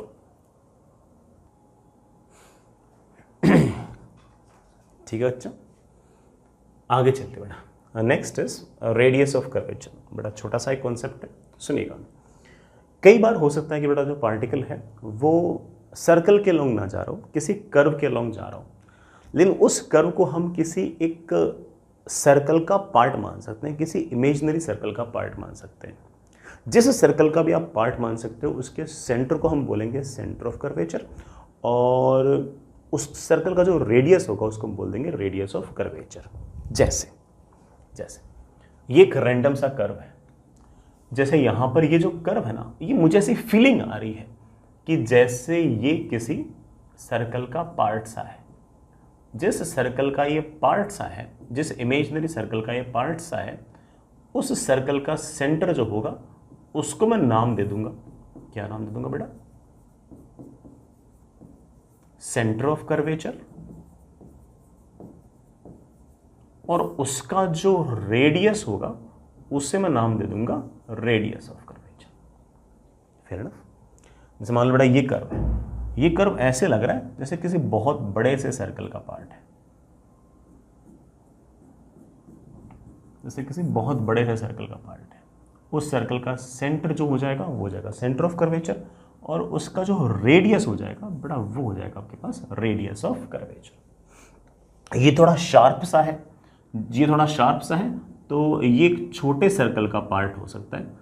जिस सर्कल का ये पार्ट होगा उस सर्कल के सेंटर को हम बोल देंगे सेंटर ऑफ कर्वेचर, और उसके रेडियस को हम बोल देंगे इस पॉइंट पर रेडियस ऑफ कर्वेचर। जितना सरफेस फ्लैट होगी रेडियस ऑफ कर्वेचर ज़्यादा होगा, जितना सरफेस शार्प होगी रेडियस ऑफ कर्वेचर उतना ही छोटा होगा।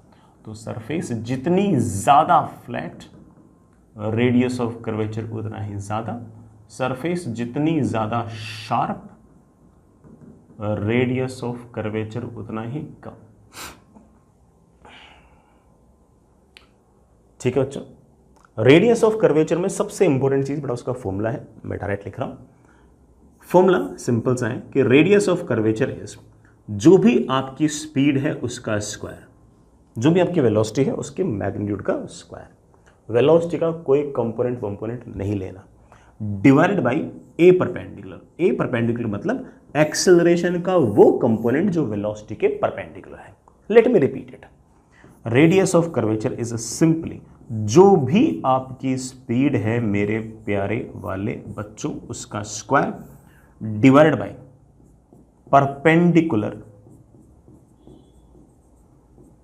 Component of acceleration. एक्सेलरेशन का परपेंडिकुलर वाला कंपोनेंट, दैट्स इट, बस बहुत है। इतने से हमारा सारा काम बन जाएगा। जैसे बड़ा एक वर्टिकल प्लेन में हॉरिजॉन्टल के लॉन्ग एक्स एक्सिस, वर्टिकल के लॉन्ग वाई एक्सिस, और मैंने किसी पार्टिकल को ऐसे हॉरिजॉन्टल से एंगल थीटा पे फेंक दिया। We know it very well कि इसका जो मोशन होगा बड़ा वो ऐसे पैराबोला माउथ ओपनिंग डाउनवर्ड्स होगा, सर्कुलर नहीं होगा, पैराबोला माउथ ओपनिंग डाउनवर्ड्स होगा। लेकिन अलग अलग पॉइंट पे जो पैराबोला होगा वो अलग अलग सर्कल्स का पार्ट हम इमेजिन कर सकते हैं। जिन सर्कल का हम पार्ट का जिन सर्कल्स का बड़ा हम इसे इमेजिन कर सकते हैं, उन सर्कल्स के सेंटर को हम सेंटर ऑफ कर्वेचर, और उन सर्कल्स के रेडियस ऑफ कर्वेचर को बड़ा उन सर्कल्स के रेडियस को हम रेडियस ऑफ कर्वेचर बोल सकते हैं। मेरा सवाल ये है, find radius of curvature at the time of projection. जिस टाइम पर आपने इसको फेंका है उस टाइम पर रेडियस ऑफ कर्वेचर क्या होगा। बिल्कुल करते हैं बेटा, सबसे पहला पार्ट सबसे पहले निपटाते हैं बेटा। जिस टाइम पर आपने पार्टिकल को फेंका है उस टाइम क्या कहानी है। उसके पास बड़ा वेलोसिटी u है, हॉरिजॉन्टल से एंगल थीटा है, आपके हाथ से निकलते ही उसके पास एक्सेलरेशन है g। वेलोसिटी के ऐसे परपेंडिकुलर डायरेक्शन में एक लाइन खींच दो, ठीक है ना। वेलोसिटी के परपेंडिकुलर डायरेक्शन में लाइन खींच दो, ये एंगल थीटा तो ये ऑफ कोर्स 90 माइनस थीटा, ये हॉरिजॉन्टल ये वर्टिकल तो वापस से बड़ा ये वाला एंगल आपके पास थीटा।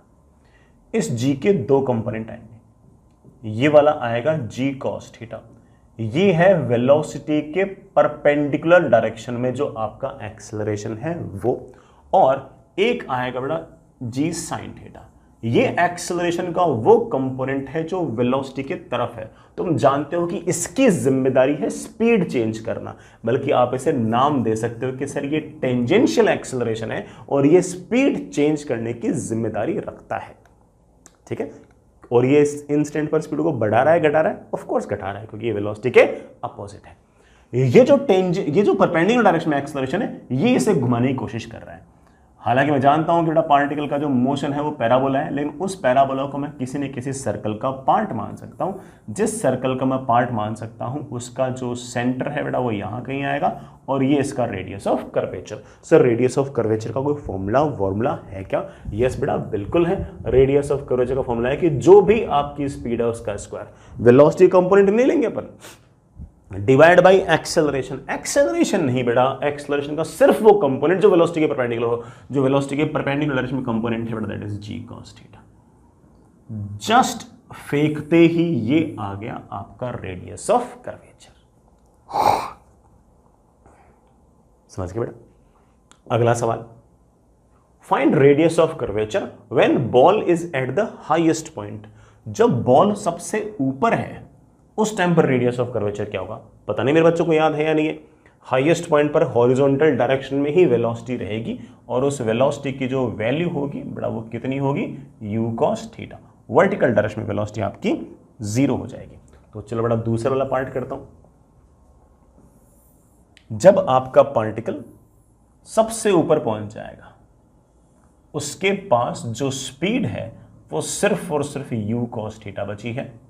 एक्सेलरेशन ऑफ कोर्स बड़ा नीचे की तरफ है g, वेलोसिटी हॉरिजॉन्टल में, एक्सेलरेशन नीचे की तरफ। इस टाइम पर पार्टिकल का मोशन है तो पैराबोला, लेकिन उसे मैं ऐसे किसी सर्कल का पार्ट मान सकता हूं। जिस सर्कल का तुम पार्ट मान रहे हो उसके सेंटर को हम बोल देंगे सेंटर ऑफ कर्वेचर, और उसके रेडियस को हम बोल देंगे radius of curvature. Radius of curvature is जो भी वेलोसिटी है उसका square divide by perpendicular direction में एक्सेलरेशन। स्पीड कितनी है मेरे प्यारे बच्चों? स्पीड है इस टाइम पर आपकी u cos थीटा। एक्सेलरेशन का वो कंपोनेंट जो वेलोसिटी के परपेंडिकुलर है, यहां पर तो सारा का सारा एक्सेलरेशन ही वेलोसिटी के परपेंडिकुलर है। ले बेटा दिस इज द आंसर, और मेरे पास आंसर आ गया u square cos square theta upon g। इतना तो आपको समझ में आ गया होगा कि ये आपका मिनिमम रेडियस ऑफ कर्वेचर है पार्टिकल का। पार्टिकल का रेडियस ऑफ कर्वेचर जो प्रोजेक्टाइल मोशन कर रहा है ना, इस प्रोजेक्टाइल मोशन करते हुए पार्टिकल का सबसे मिनिमम रेडियस ऑफ कर्वेचर सबसे ऊपर आया है। कारण आपको नजर आ गया होगा, न्यूमरेटर तो ये लीस्ट है भाई, स्पीड तो इस टाइम पर लीस्ट है, और एक्सेलरेशन का वो कंपोनेंट जो वेलोसिटी के परपेंडिकुलर है वो g से बड़ा तो हो ही नहीं सकता ना। g का कंपोनेंट g से बड़ा तो हो ही नहीं सकता, तो डिनोमिनेटर तो इससे बड़ा नहीं हो सकता, न्यूमरेटर इससे छोटा नहीं हो सकता, तो ये लीस्ट न्यूमरेटर और मैक्सिमम डिनोमिनेटर है। तो ऑफ कोर्स बेटा ये आपका रेडियस ऑफ कर्वेचर सबसे छोटा वाला है। चलिए बेटा लास्ट सवाल और कर लेते हैं। When ball is moving at an angle alpha with the horizontal. जब आपकी बॉल हॉरिजॉन्टल के साथ अल्फा एंगल पे ट्रेवल कर रही है उस टाइम क्या कहानी है? सोचते बेटा। जब फेंका तब ये कहानी बड़ा, मान लीजिए फिर बॉल चलते चलते यहां पहुंच गई, मान लेते बड़ा बॉल चलते चलते यहां पहुंच गई, बॉल के पास वेलोसिटी है v और वो हॉरिजॉन्टल से एंगल अल्फा पे जा रही है। फेंका कितनी स्पीड से था, u से, ये वाला एंगल कितना, थीटा। सब सोच लेंगे। बॉल के पास हॉरिजॉन्टल से अल्फा एंगल पे वेलोसिटी है v, एक्सेलरेशन है बेटा तुम जानते हो g। मेरे बच्चे घर से बैठे बैठे चीख चीख के बोलेंगे सर मुझे एक्सेलरेशन में इंटरेस्ट नहीं है। एक्सेलरेशन के उस कंपोनेंट में इंटरेस्ट है जो वेलोसिटी के परपेंडिकुलर होगा। तो मैंने वेलोसिटी के परपेंडिकुलर डायरेक्शन में एक लाइन खींच दी। अगर ये वाला एंगल अल्फा तो ये 90 माइनस अल्फा, तो ये वापस से अल्फा।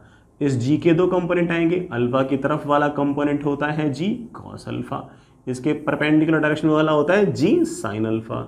मेरे बच्चे बोलेंगे सर एक तरह से ये आपका टेंजेंशियल एक्सेलरेशन है और ये आपका एक तरह से ए परपेंडिकुलर है।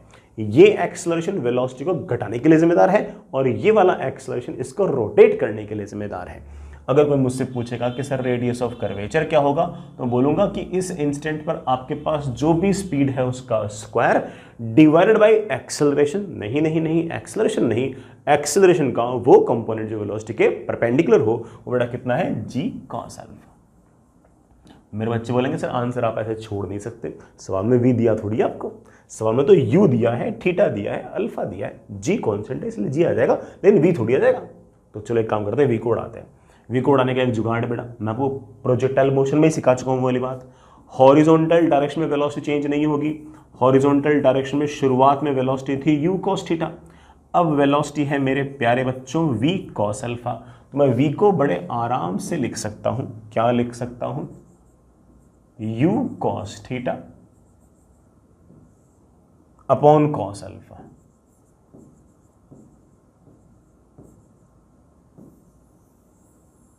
ले बेटा यहां क्या आपका रेडियस ऑफ कर्वेचर। हालांकि मैंने सवाल तो 3 करा दिए, लेकिन बेटा बात तो वो सिर्फ और सिर्फ एक ही है, कोई नई बात थोड़ी है।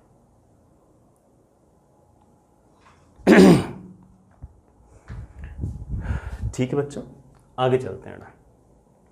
एक छोटी सी बात और है यार, अगर मान लो कि कोई ऐसे फिजिकल सिचुएशन ना दे रखी हो और उसको ऐसे कर्व दे रखा हो, y as a function of x, जैसे y is equal to sine X, y is equal to cos X, और फिर उस कर्व का रेडियस ऑफ कर्वेचर पूछ लें, तो आप एक फॉर्मूला याद रख सकते हो। हालांकि इस पर कभी जेई वगैरह में सवाल पूछा नहीं है, बट फिर भी आप याद रख सकते हो, अपनी शीट में सवाल है इसलिए बोल रहा हूं कि radius of curvature equals to जो भी आपको फंक्शन दे रखा है उसका differentiation with respect to x का स्क्वायर पूरे की power 3/2 upon double differentiation of the function. कभी y as a function of x दे रखा हो और फिर रेडियस ऑफ कर्वेचर पूछ रखा हो, तो आप ये वाला फॉर्मूला यूज कर सकते हो। जैसे फॉर एग्जांपल ये एक पैराबोला है, mouth opening upwards, y is equals to X square, और मैं आपसे पूछ रहा हूँ कि 0,0 पर रेडियस ऑफ कर्वेचर क्या है। तो आप कहोगे सर पैराबोला ऐसे माउथ ओपनिंग अपवर्ड्स है, तो इस पॉइंट पर ये पैराबोला एक सर्कल का पार्ट लग तो रहा है, जिस सर्कल का पार्ट लग रहा है उस सर्कल का रेडियस ऑफ कर्वेचर निकाल देंगे। फॉर्मूले के हिसाब से मुझे एक तो dy/dx चाहिए, बेटा dy/dx कितना होगा, y क्या बेटा एक्स स्क्वायर का डिफरेंशियल क्या होगा 2x, एक चाहिए d2y/dx स्क्वायर, मतलब इसका एक बार डिफरेंशिएशन और बेटा कितना आएगा 2। वैल्यूज पटकनी बेटा पटक दो। मेरे पास इस पॉइंट पर जो रेडियस ऑफ कर्वेचर आएगा उसकी वैल्यू होगी 1 प्लस dy/dx का स्क्वायर, मतलब बेटा कितना हो गया 4x स्क्वायर, 2x का स्क्वायर बेटा कितना हो गया 4x स्क्वायर की पावर 3/2 अपॉन बेटा d2y/dx स्क्वायर, दैट इज 2। ये है रेडियस ऑफ कर्वेचर। लेकिन सर मुझे तो 0,0 पर निकालना है, तो x की वैल्यू को 0 पुट कर दो। x की वैल्यू को 0 पुट किया तो रेडियस ऑफ कर्वेचर आ गया हाफ, ये बेटा कितना 0.5। तो इस इंस्टेंट पर बड़ा रेडियस ऑफ कर्वेचर आ गया 0.5। अगर सारे के सारे कोऑर्डिनेट्स मीटर में हैं तो आप कह सकते हो कि sir radius of curvature 0.5 metre. आगे चलिए बेटा, next is dynamics of circular motion. जैसा मैंने चैप्टर स्टार्ट होते वक्त भी कहा था कि टफ चीज़ सिर्फ और सिर्फ काइनेमेटिक्स ही है, जो इसकी डायनामिक्स है वो जो हमने आज तक पढ़ी है वही है, कोई नई नहीं है, कोई न्यू नहीं है, जो हमने पढ़ रखी है उससे हमारा बड़े आराम से काम चल जाएगा। सिर्फ और सिर्फ जो हमने काइनेमेटिक्स पढ़ी थी वो थोड़ी सी नई है, थोड़ी न्यू है, बाकी सब तो बड़ा डायनामिक्स बिल्कुल जैसे अपन ने पढ़ रखी बिल्कुल वैसे की वैसी ही है। पहले हेडिंग लिखिएगा सेंट्रीपिटल फोर्स। सुनना बच्चों, कोई पार्टिकल अगर इस तरह से सर्कुलर मोशन कर रहा है और किसी इंस्टेंट पर लेट से पार्टिकल यहाँ कहीं है, इसके पास स्पीड है ऐसे v, पार्टिकल का मास है m, एंगुलर वेलोसिटी है ओमेगा, रेडियस है बेटा r, तो सेंटर की तरफ तुम जानते हो कि सेंट्रीपिटल एक्सेलरेशन होगा। सेंट्रीपिटल एक्सेलरेशन ऑफ कोर्स कोई ना कोई फोर्स ही प्रोवाइड करेगा, ऐसा तो है नहीं बेटा कि बिना किसी फोर्स के एक्सेलरेशन आ जाए, तो कोई ना कोई फोर्स जो होगा वो सेंटर की तरफ होगा। The force which provides centripetal acceleration is known as centripetal force, as simple as that. Centripetal force कोई नए तरीके का फोर्स नहीं है, ऐसा नहीं कि कोई नई तरीका कोई ग्रेविटेशनल फोर्स है या फिर नए तरीका कोई टेंशन है, ना, नए तरीके का फोर्स नहीं है। मास इनटू सेंट्रीपिटल एक्सेलरेशन का नाम निकाल दिया हमने, क्या? Centripetal force. तो आप ऐसा कह सकते हो कि centripetal force is simply mass into centripetal acceleration.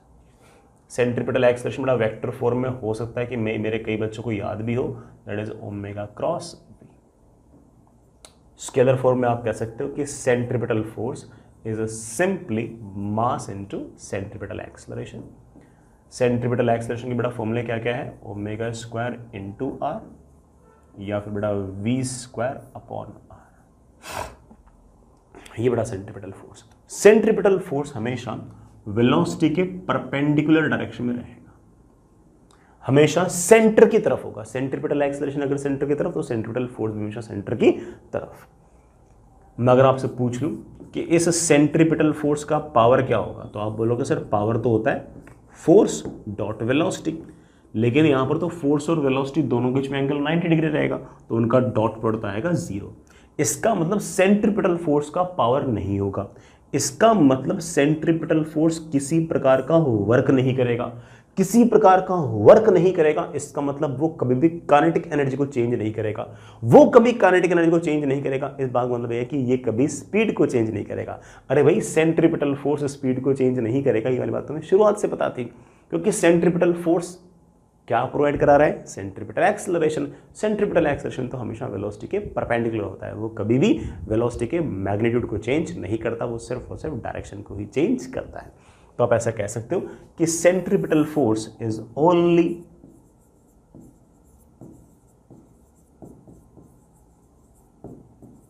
responsible for change in direction of velocity. Velocity की जो डायरेक्शन है सिर्फ और सिर्फ उसको चेंज करने के लिए ही आपका सेंट्रीपिटल फोर्स जिम्मेदार है, वो मैग्नीट्यूड को चेंज नहीं कर सकता। वो कौन कर सकता है? वो टेंजेंशियल एक्सेलरेशन करता है। तो टेंजेंशियल एक्सेलरेशन कोई ना कोई फोर्स तो दे रहा होगा। चलो सर उसका नाम निकाल देते हैं, टेंजेंशियल फोर्स। बिल्कुल सही कह रहे हो तुम लोग, चलो निकाल देते हैं, आगे चलते हैं। Next is tangential force. जो तुमने कहा बड़ा वही अपन इसकी डेफिनेशन भी रखेंगे। जैसे मान लीजिए कि कोई पार्टिकल है और वो सर्कुलर मोशन कर रहा है ऐसे रेडियस r का, और उसके पास स्पीड है लेट्स से v, और ये चेंज हो रही है। ऑफ कोर्स इसका चेंज होना तो मस्ट है, स्पीड चेंज होगी तभी तो टेंजेंशियल एक्सेलरेशन होगा, टेंजेंशियल एक्सेलरेशन होगा तभी तो टेंजेंशियल फोर्स होगा। सिंपल शब्दों में कहूं तो tangential force is simply mass into tangential acceleration. Tangential acceleration का फॉर्मूला है बेटा अल्फा इंटू आर, या फिर बेटा of course D by D T of speed. जैसे लिखना चाहो वैसे लिखना। टेंजेंशियल फोर्स जो है या तो वो वेलोसिटी की तरफ होगा या बेटा वो वेलोसिटी के अपोजिट होगा। अगर टेंजेंशियल फोर्स वेलोसिटी के अपोजिट होगा तो वो स्पीड को घटाएगा, अगर वो वेलोसिटी की तरफ होगा तो वो स्पीड को बढ़ाएगा। लेकिन अगर टेंजेंशियल फोर्स होगा तो स्पीड चेंज होगी, और स्पीड चेंज होगी तो इसका मतलब यूनिफॉर्म सर्कुलर मोशन नहीं है। यूनिफॉर्म सर्कुलर मोशन के अंदर स्पीड कांस्टेंट होती है, वहां पर बेटा आपका टेंजेंशियल एक्सेलरेशन नहीं होता, वहां पर टेंजेंशियल फोर्स नहीं होता। टेंजेंशियल फोर्स सिर्फ और सिर्फ कब होगा? जब आपकी बेटा स्पीड वेरी कर रही हो। चेंज हो रही हो। ये आपका बड़ा टेंजेंशियल फोर्स है। Tangential force is either along velocity or opposite to velocity। अगर आपका टेंजेंशियल फोर्स वेलोसिटी के अलोंग है तो ऑफ कोर्स उसका जो पावर आएगा बड़ा वो पॉजिटिव आएगा। F dot V force into velocity into cos of zero, force भी इस तरफ वेलोसिटी भी इस तरफ, पावर पॉजिटिव तो ऑब्वियस बात है उसका वर्क डन पॉजिटिव आएगा। वर्क डन पॉजिटिव आएगा तो ऑब्वियस बात है कि वो काइनेटिक एनर्जी को बढ़ाएगा। काइनेटिक एनर्जी को बढ़ाएगा तो ऑब्वियस बात है कि वो स्पीड को बढ़ाएगा। And we know it very well already. अगर आपका टेंजेंशियल फोर्स वेलोसिटी की तरफ नहीं बल्कि उसके अपोजिट है और फिर मैं आपसे पूछूं कि पावर क्या होगा, आप बोलोगे सर पावर होगा tangential force into velocity into cos of angle between them. Velocity ऐसे, टेंजेंशियल फोर्स उसके अपोजिट, थोड़ा एंगल कितना हो गया, पाई हो गया इन दोनों के बीच में। तो मेरे पास कुल मिलाकर जो पावर है बड़ा वो आ गया नेगेटिव, और पावर आ गया नेगेटिव तो इस केस में work done by tangential force आएगा नेगेटिव। इसका मतलब वो काइनेटिक एनर्जी को बढ़ाएगा नहीं, काइनेटिक एनर्जी को घटाएगा, मतलब वो स्पीड को घटाएगा। तो टेंजेंशियल फोर्स का काम स्पीड को बढ़ाने या घटाने का है, उसका बेटा रोल डायरेक्शन चेंज करने का नहीं है। डायरेक्शन चेंज करने का रोल किसका है, सेंट्रीपिटल फोर्स का, ठीक है। मैं यहाँ पर एक छोटी सी बात और बोल दूँ, हालांकि अगेन थोड़ी सी आपको रिपीटेटिव लगेगी, आपको लगेगा कि यार सर तो ना बार बार वही टाइम पास करते रहते हैं, बट बड़ा फिर भी सुन लो। किसी टाइम पर पार्टिकल के पास सेंटर की तरफ जो फोर्स होगा उसको हम सेंट्रीपिटल फोर्स बोलेंगे। पार्टिकल के पास टेंजेंशियल डायरेक्शन में जो फोर्स होगा उसको हम टेंजेंशियल फोर्स बोलेंगे। और अगर आपको नेट फोर्स बोलना है तो आप कह सकते हो कि नेट फोर्स जो होगा वो इन दोनों का रिजल्टेंट होगा। It will be under root of F C का स्क्वायर प्लस एफ टी का square, that is F C square plus F T square. ये आपका एक तरह से नेट फोर्स आ जाएगा, ठीक है बच्चों। आगे चलते हैं, मैंने कुछ बिल्कुल छोटे छोटे सिंपल सिंपल सवाल लिए हैं। ये सवाल सिर्फ और सिर्फ इसलिए हैं कि मैं आप लोगों को ये जो डायनेमिक्स है सर्कुलर मोशन की उससे थोड़ा सा यूज टू कर दूं। अगर मैंने यूज टू कर दिया फिर तो बड़ा मेरे लिए कुछ खास काम बचा ही नहीं है, फिर तो बड़ा वही आपका न्यूटन्स लॉ, वही आपका वर्क पावर एनर्जी, बिल्कुल सेम फंडे, बिल्कुल सेम बात है। अगर एक बार यूज टू हो गया तो मेरा काम काफ़ी हद तक आसान हो जाएगा। सुनिएगा, मैं कुछ ऐसे सिचुएशंस ले रहा हूँ जो बड़ा पहले से देख भी रखी हैं। आपके पास एक एटम है, बीचों बीच न्यूक्लियस है जिसके पास चार्ज है Ze। इसके चारों तरफ एक इलेक्ट्रॉन चक्कर काट रहा है जिसके पास चार्ज है -e और मास है m। ये इलेक्ट्रॉन ऐसे v वेलोसिटी से लगातार चक्कर काट रहा है। इसकी जो स्पीड है वो कांस्टेंट है, लेकिन कितनी है वो पता नहीं। स्पीड जो है वो कांस्टेंट है लेकिन कितनी है वो पता नहीं है। मैं आपसे पूछ रहा हूँ, बताओ इस इलेक्ट्रॉन की कितनी स्पीड होगी अगर ये न्यूक्लियस से r डिस्टेंस दूर न्यूक्लियस के अबाउट चक्कर काट रहा है। तो इस इलेक्ट्रॉन की एंगुलर वेलोसिटी कितनी होगी ये बताओ, और इस इलेक्ट्रॉन को चक्कर काटने में कितना समय लगेगा ये बताओ। सोचते हैं बेटा, कांस्टेंट स्पीड से अगर भाग रहे हैं तो जरूर सेंटर की तरफ कोई ना कोई सेंट्रीपिटल एक्सेलरेशन होगा। उस सेंट्रीपिटल एक्सेलरेशन में चाहूँ तो बड़ा v²/r लिख सकता हूँ और चाहूँ तो मैं उसे ω² r लिख सकता हूँ, डिपेंडिंग ऑन कि बड़ा मुझे v चाहिए या ओमेगा चाहिए। अगर सेंटर की तरफ सेंट्रीपिटल एक्सेलरेशन है तो ऑब्वियस बात है मेरे प्यारे बच्चों कि सेंटर की तरफ कोई ना कोई सेंट्रीपिटल फोर्स भी तो होना चाहिए। सेंट्रीपिटल कोई नए तरीके का फोर्स थोड़ी है। ये जो प्रोटॉन है, ये जो न्यूक्लियस है, ये इलेक्ट्रॉन को अपनी तरफ किसी न किसी इलेक्ट्रोस्टैटिक फोर्स से खींच रहा है। ये जो इलेक्ट्रोस्टैटिक फोर्स है यही सेंट्रीपिटल एक्सेलरेशन प्रोवाइड करा रहा है, इसलिए इसको हम कह सकते हैं कि ये हमारा सेंट्रीपिटल फोर्स है। Centripetal force is not a new kind of force. Mass into centripetal acceleration को ही हम सेंट्रीपिटल फोर्स बोल देंगे इस केस में, बल्कि मैं कह दूंगा कि electrostatic force is providing the centripetal force. Sir electrostatic force कितना होता है हम जानते हैं, एक चार्ज पार्टिकल दूसरे चार्ज पार्टिकल को अंदर की तरफ जिस फोर्स से खींचता है, बड़ा इक्वेशन लगा देना, F = ma, जिस फोर्स से खींचता है बड़ा दैट इज K बड़ा 1/4 पाई एप्सिलॉन नॉट Q1 Q2, इसका चार्ज है बड़ा Ze, इसका चार्ज है E, बड़ा कितना हो गया E का स्क्वायर, यह है पॉजिटिव यह है नेगेटिव, तो एट्रैक्टिव फोर्स आएगा, तो K Q1 Q2 upon distance का स्क्वायर, डिस्टेंस का square should, this is the centripetal force, it should be equal to mass into centripetal acceleration. Centripetal acceleration मेरे प्यारे बच्चों कितना है, v स्क्वायर बाई आर, बड़ा v स्क्वायर बाई आर। फटाक से सोल्व करते हमारा v आ गया बेटा। अगर मैं r से r कैंसिल कर दूं तो हमारे पास बड़ा v की वैल्यू आ गई है, v की वैल्यू आ गई है बड़ा, देखना कितनी आ गई है, अंडर रूट ऑफ बड़ा कितनी, Z E square upon upon upon 4 pi epsilon naught M R. बड़ा कैलकुलेशन चेक कर लेना एक बार, v की वैल्यू आ गई है Z E square upon 4 pi epsilon naught M R. v तो आ गया। सर मुझे ओमेगा भी चाहिए बेटा, अगर तुझे एंगुलर वेलोसिटी चाहिए that is of course v by R, तो आप कह सकते हो कि मेरे पास इसको r से और डिवाइड करोगे तो ओमेगा मेरे पास आ जाएगा Z E square upon upon upon upon upon 4 pi epsilon naught m times r raise to power 3, ये ओमेगा आ गया। सर मुझे इलेक्ट्रॉन को चक्कर काटने में समय कितना लगेगा, टाइम कितना लगेगा, वो निकालना है। अगर आपको टाइम पीरियड निकालना है, time period is always 2 pi by omega, that is 2 pi under root of, बड़ा इसे ऊपर आ जाएगा 4 pi epsilon naught m times r raise to power 3 upon z times e square, ये आ गया टाइम पीरियड। इलेक्ट्रॉन 1 सेकंड के अंदर कितने चक्कर काट लेगा उसको हम फ्रीक्वेंसी कहते हैं। और अगर किसी को याद हो तो बड़ा फ्रीक्वेंसी मेरे ख्याल से 1/t हुआ करती थी, तो आप कह सकते हो कि फ्रीक्वेंसी इज बेसिकली 1/t या फिर ओमेगा अपॉन 2 पाई, और सॉल्व करते मेरे पास आ गया बड़ा answer 1/2 pi under root of Z E square upon 4 pi epsilon naught m times r raised to power 3।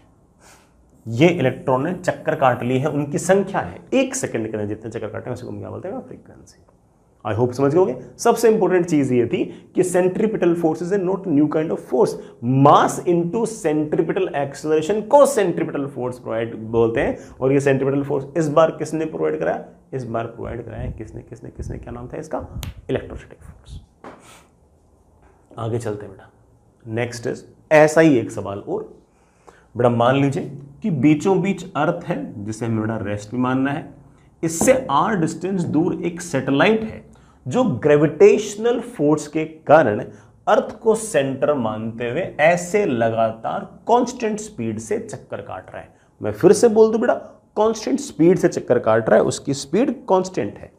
अगर स्पीड कांस्टेंट है तो किसी प्रकार का कोई टेंजेंशियल फोर्स तो है नहीं।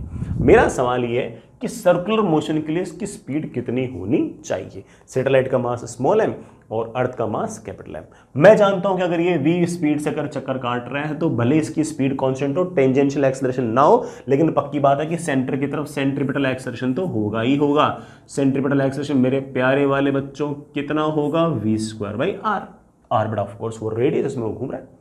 लेकिन ये सेंट्रीपिटल एक्सेलरेशन किसने प्रोवाइड करा, मेरे बच्चे घर से बैठे बैठे जोर जोर से चिल्ला चिल्ला के बोल रहे हैं सेंट्रीपिटल फोर्स। अब सेंट्रीपिटल फोर्स तो नाम है, एक्चुअल में तो कोई फोर्स होगा ना जिसने इस सेंट्रीपिटल एक्शन को प्रोवाइड कराया होगा। आप बोलोगे हाँ, अर्थ ने इस m मास के सैटेलाइट को अपनी तरफ किसी न किसी ग्रेविटेशनल फोर्स से खींचा होगा, वो ग्रेविटेशनल फोर्स इस सेंट्रीपिटल एक्सेलरेशन को प्रोवाइड करा रहा है। तो मैं ऐसा कह सकता हूं कि ये हमारा जो ग्रेविटेशनल फोर्स है यही हमारा सेंट्रीपिटल फोर्स है। m मास और m मास के बीच में ग्रेविटेशनल फोर्स का फॉर्मूला होता है Gmm अपॉन r का square should be equal to, ये सेंटर की तरफ force, it should be equal to mass into centre की तरफ एक्सेलरेशन। बड़ा सेंटर की तरफ acceleration is v square by R, r से r कैंसिल, m से m कैंसिल। बड़ा v की मेरे पास वैल्यू आ गई है under root of Gm by r। इसे बड़ा हम आगे जाके कभी अगर ग्रेविटेशन वगैरह पढ़ेंगे तो हम बोलेंगे कि this velocity is known as orbital velocity. बेटा क्या नाम निकाल देंगे इसका हम, ऑर्बिटल वेलोसिटी। यही नहीं, अगर मैं इसका ओमेगा निकालना चाहूं तो तुम जानते हो that is v by R, that is under root of G M upon R raise to power 3। और अगर टाइम पीरियड निकालना चाहो तो तुम जानते हो बेटा that is t is equals to 2 pi by omega, that is 2 pi under root of R cube upon G M. बराबर एक चीज देख सकते हो कि टाइम पीरियड का square is directly proportional to उस सैटेलाइट की अर्थ से कितनी दूरी है उसकी पावर 3। इसको हम आगे जाके बेटा एक नाम निकाल लेंगे कभी ना कभी ग्रेविटेशन के अंदर, it is known as Kepler's law. इस चैप्टर में यूज नहीं है, मैं बता रहा हूं बेटा, इसको हम आगे जाके कभी ना कभी नाम निकाल देंगे केपलर्स लॉ। हम यहां पर तो सिर्फ और सिर्फ सर्कुलर मोशन सीख रहे हैं और कुछ नहीं कर रहे। ठीक है बच्चों, आगे चलते बेटा। ये बढ़िया सवाल है। ये मेरे पास एक वर्टिकल एक्सिस है, वर्टिकल एक्सिस है, और इससे ये बड़ा कोई रस्सी निकली हुई है। रस्सी के 3 पार्ट हैं बड़ा, ये एक रस्सी, ये दूसरी रस्सी, ये तीसरी रस्सी। इस रस्सी से बड़ा मैंने एक m मास का पार्टिकल बांध रखा है, ऐसे m मास का पार्टिकल बांध रखा है, दिस इज स्ट्रिंग 1। फिर एक m मास का पार्टिकल बांध रखा है, दिस इज स्ट्रिंग 2। फिर एक m मास का पार्टिकल बांध रखा है, this is string 3। All of these are 3 massless strings. Gravity नहीं है, ग्रेविटी फ्री स्पेस है। These are 3 massless ideal strings बड़ा। और इस एक्सिस के अबाउट मैं पूरे सिस्टम को यूं ओमेगा से घुमा रहा हूं, ओमेगा से अगर मैं घुमा रहा हूं तो ये वाला तो पक्की बात है। अच्छा बेटा देखना, रस्सी की टोटल लेंथ बेटा 3L है, जिसमें से ये लेंथ है L, इसकी लेंथ भी L और इसकी लेंथ भी L। ये वाला m मास का जो पार्टिकल है ये इसको सेंटर मानते हुए L रेडियस में घूमेगा। तो ऑब्वियस बात है कि इसकी जो स्पीड होगी मेरे प्यारे वाले बच्चों वो ओमेगा इंटू L होगी। मैं इसको V1 लिख दूं, सॉरी V3 लिख रहा हूं इसको। जो दूसरा वाला पार्टिकल है ये बड़ा बड़े रेडियस में घूम रहा होगा, इसके पास बड़ा कुछ ना कुछ स्पीड होगी, मैं इसको V2 लिख दूं बड़ा, that is of course omega into 2L। ये तीसरा वाला पार्टिकल है बड़ा, ये तो और बड़े रेडियस में घूम रहा है, इसके पास जो स्पीड होगी मैं उसे एक बार के लिए V1 लिख दूं, दैट इज ओमेगा इंटू कितने रेडियस में घूम रहा है बेटा, ये 3L में घूम रहा है। सेंटर सबका सेम है। मेरा सवाल क्या है, मेरा सवाल है find tensions in the strings. रस्सी 1 में, रस्सी 2 में और रस्सी 3 के अंदर कितनी कितनी टेंशन है, बिल्कुल बताएंगे। ये जो पार्टिकल घूम रहा है कांस्टेंट ओमेगा से घूमे जा रहा है, किसी प्रकार का कोई टेंजेंशियल एक्सेलरेशन नहीं है, लेकिन आपके पास सेंट्रीपिटल फोर्स तो है, सेंट्रीपिटल एक्सेलरेशन तो है। सेंट्रीपिटल एक्सेलरेशन हमेशा इस पार्टिकल का सेंटर की तरफ होगा और उसका फॉर्मूला होता है या तो स्पीड का स्क्वायर अपॉन रेडियस या ओमेगा स्क्वायर इनटू रेडियस। एक ही बात है बेटा, स्पीड भी निकाले लिए आपकी मर्जी है। इसका एक्सेलरेशन आएगा सेंटर की तरफ और दैट विल बी स्पीड का तो स्क्वायर इनटू वो रेडियस जिसमें घूम रहा है बेटा, जिस रेडियस में घूम रहा है that comes out to be 3L। अरे भाई कोई ना कोई फोर्स तो ऐसा होगा जो प्रोवाइड कराएगा, वो फोर्स प्रोवाइड कराएगा ये मासलेस स्ट्रिंग, जो इसको ऑब्वियस बात है ऐसे अपनी तरफ खींचेगी। और मैं बोल दूंगा कि T1 इकलौता फोर्स है जो इस m मास के पार्टिकल को इस तरफ एक्सेलरेशन प्रोवाइड करा रहा है, ओमेगा स्क्वायर इंटू 3L। ले बेटा, पहली वाली रस्सी में टेंशन आ गया है 3 times m omega square into L। Sir इस रस्सी में टेंशन बताते हैं, इसके लिए इस पार्टिकल को देखो। ये जो पार्टिकल उसी ओमेगा से घूम रहा है, स्पीड कम है क्योंकि इसका रेडियस कम है, इसके पास सेंटर की तरफ एक्सेलरेशन होगा कितना, ओमेगा स्क्वायर इंटू वो रेडियस जिसमें घूम रहा है। अरे भाई जिस रेडियस में घूम रहा है बड़ा, रेडियस कितना है 2L। कौन प्रोवाइड करा रहा होगा, ऑफ कोर्स बेटा ये रस्सी तन गई होगी, तो इस रस्सी ने इसे अपनी तरफ खींचा होगा किसी न किसी फोर्स T2 से। लेकिन ये रस्सी तो तनी हुई है, ये वाली रस्सी अगर इस पार्टिकल को इधर खींचेगी तो इस पार्टिकल को इधर खींचेगी, है कि नहीं बेटा, रस्सी का काम तो खींचना है। इस पार्टिकल पर इधर की तरफ जो फोर्स लग रहा है वो लग रहा है T2 minus T1 should be equal to, force है इस तरफ तो मास इनटू इस तरफ एक्सेलरेशन, वो एक्सेलरेशन है इसका सेंट्रीपिटल। बड़ा बोलना कितना है T2 माइनस T1। T1 बेटा हम पहले बड़ी मैथ निकाल चुके हैं, 3m omega square into L should be equal to mass into centre की तरफ एक्सेलरेशन। सेंटर की तरफ एक्सेलरेशन है ओमेगा स्क्वायर इंटू 2l, और सोल्व करते ही T2 की वैल्यू मेरे पास आ गई है 5m ओमेगा स्क्वायर।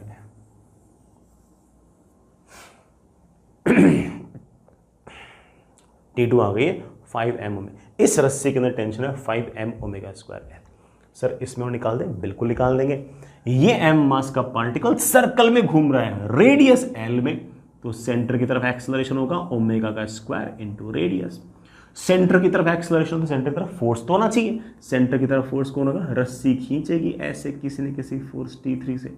अरे ये रस्सी तो तनी हुई थी, ये भी खींचेगी। रस्सी काम तो खींचना होता है, ये खींचेगी अपनी तरफ T2 से। अंदर की तरफ फोर्स आ गया T3 minus T2 must be equal to mass into centre की तरफ एक्सेलरेशन, जिसे हम सेंट्रीपिटल एक्सेलरेशन बोलते हैं।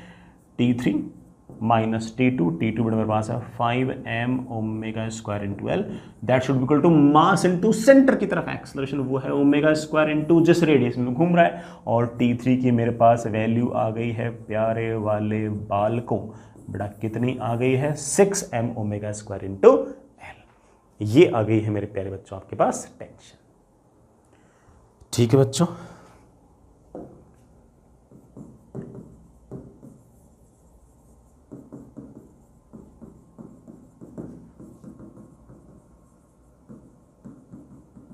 सर्कुलर मोशन की जो इसेंशियल शीट है बड़ा, उसके अंदर आप एक्सरसाइज 1 पार्ट 1 एंड 2 के अंदर बड़ा सेक्शन ए और बी निपटा सकते हो।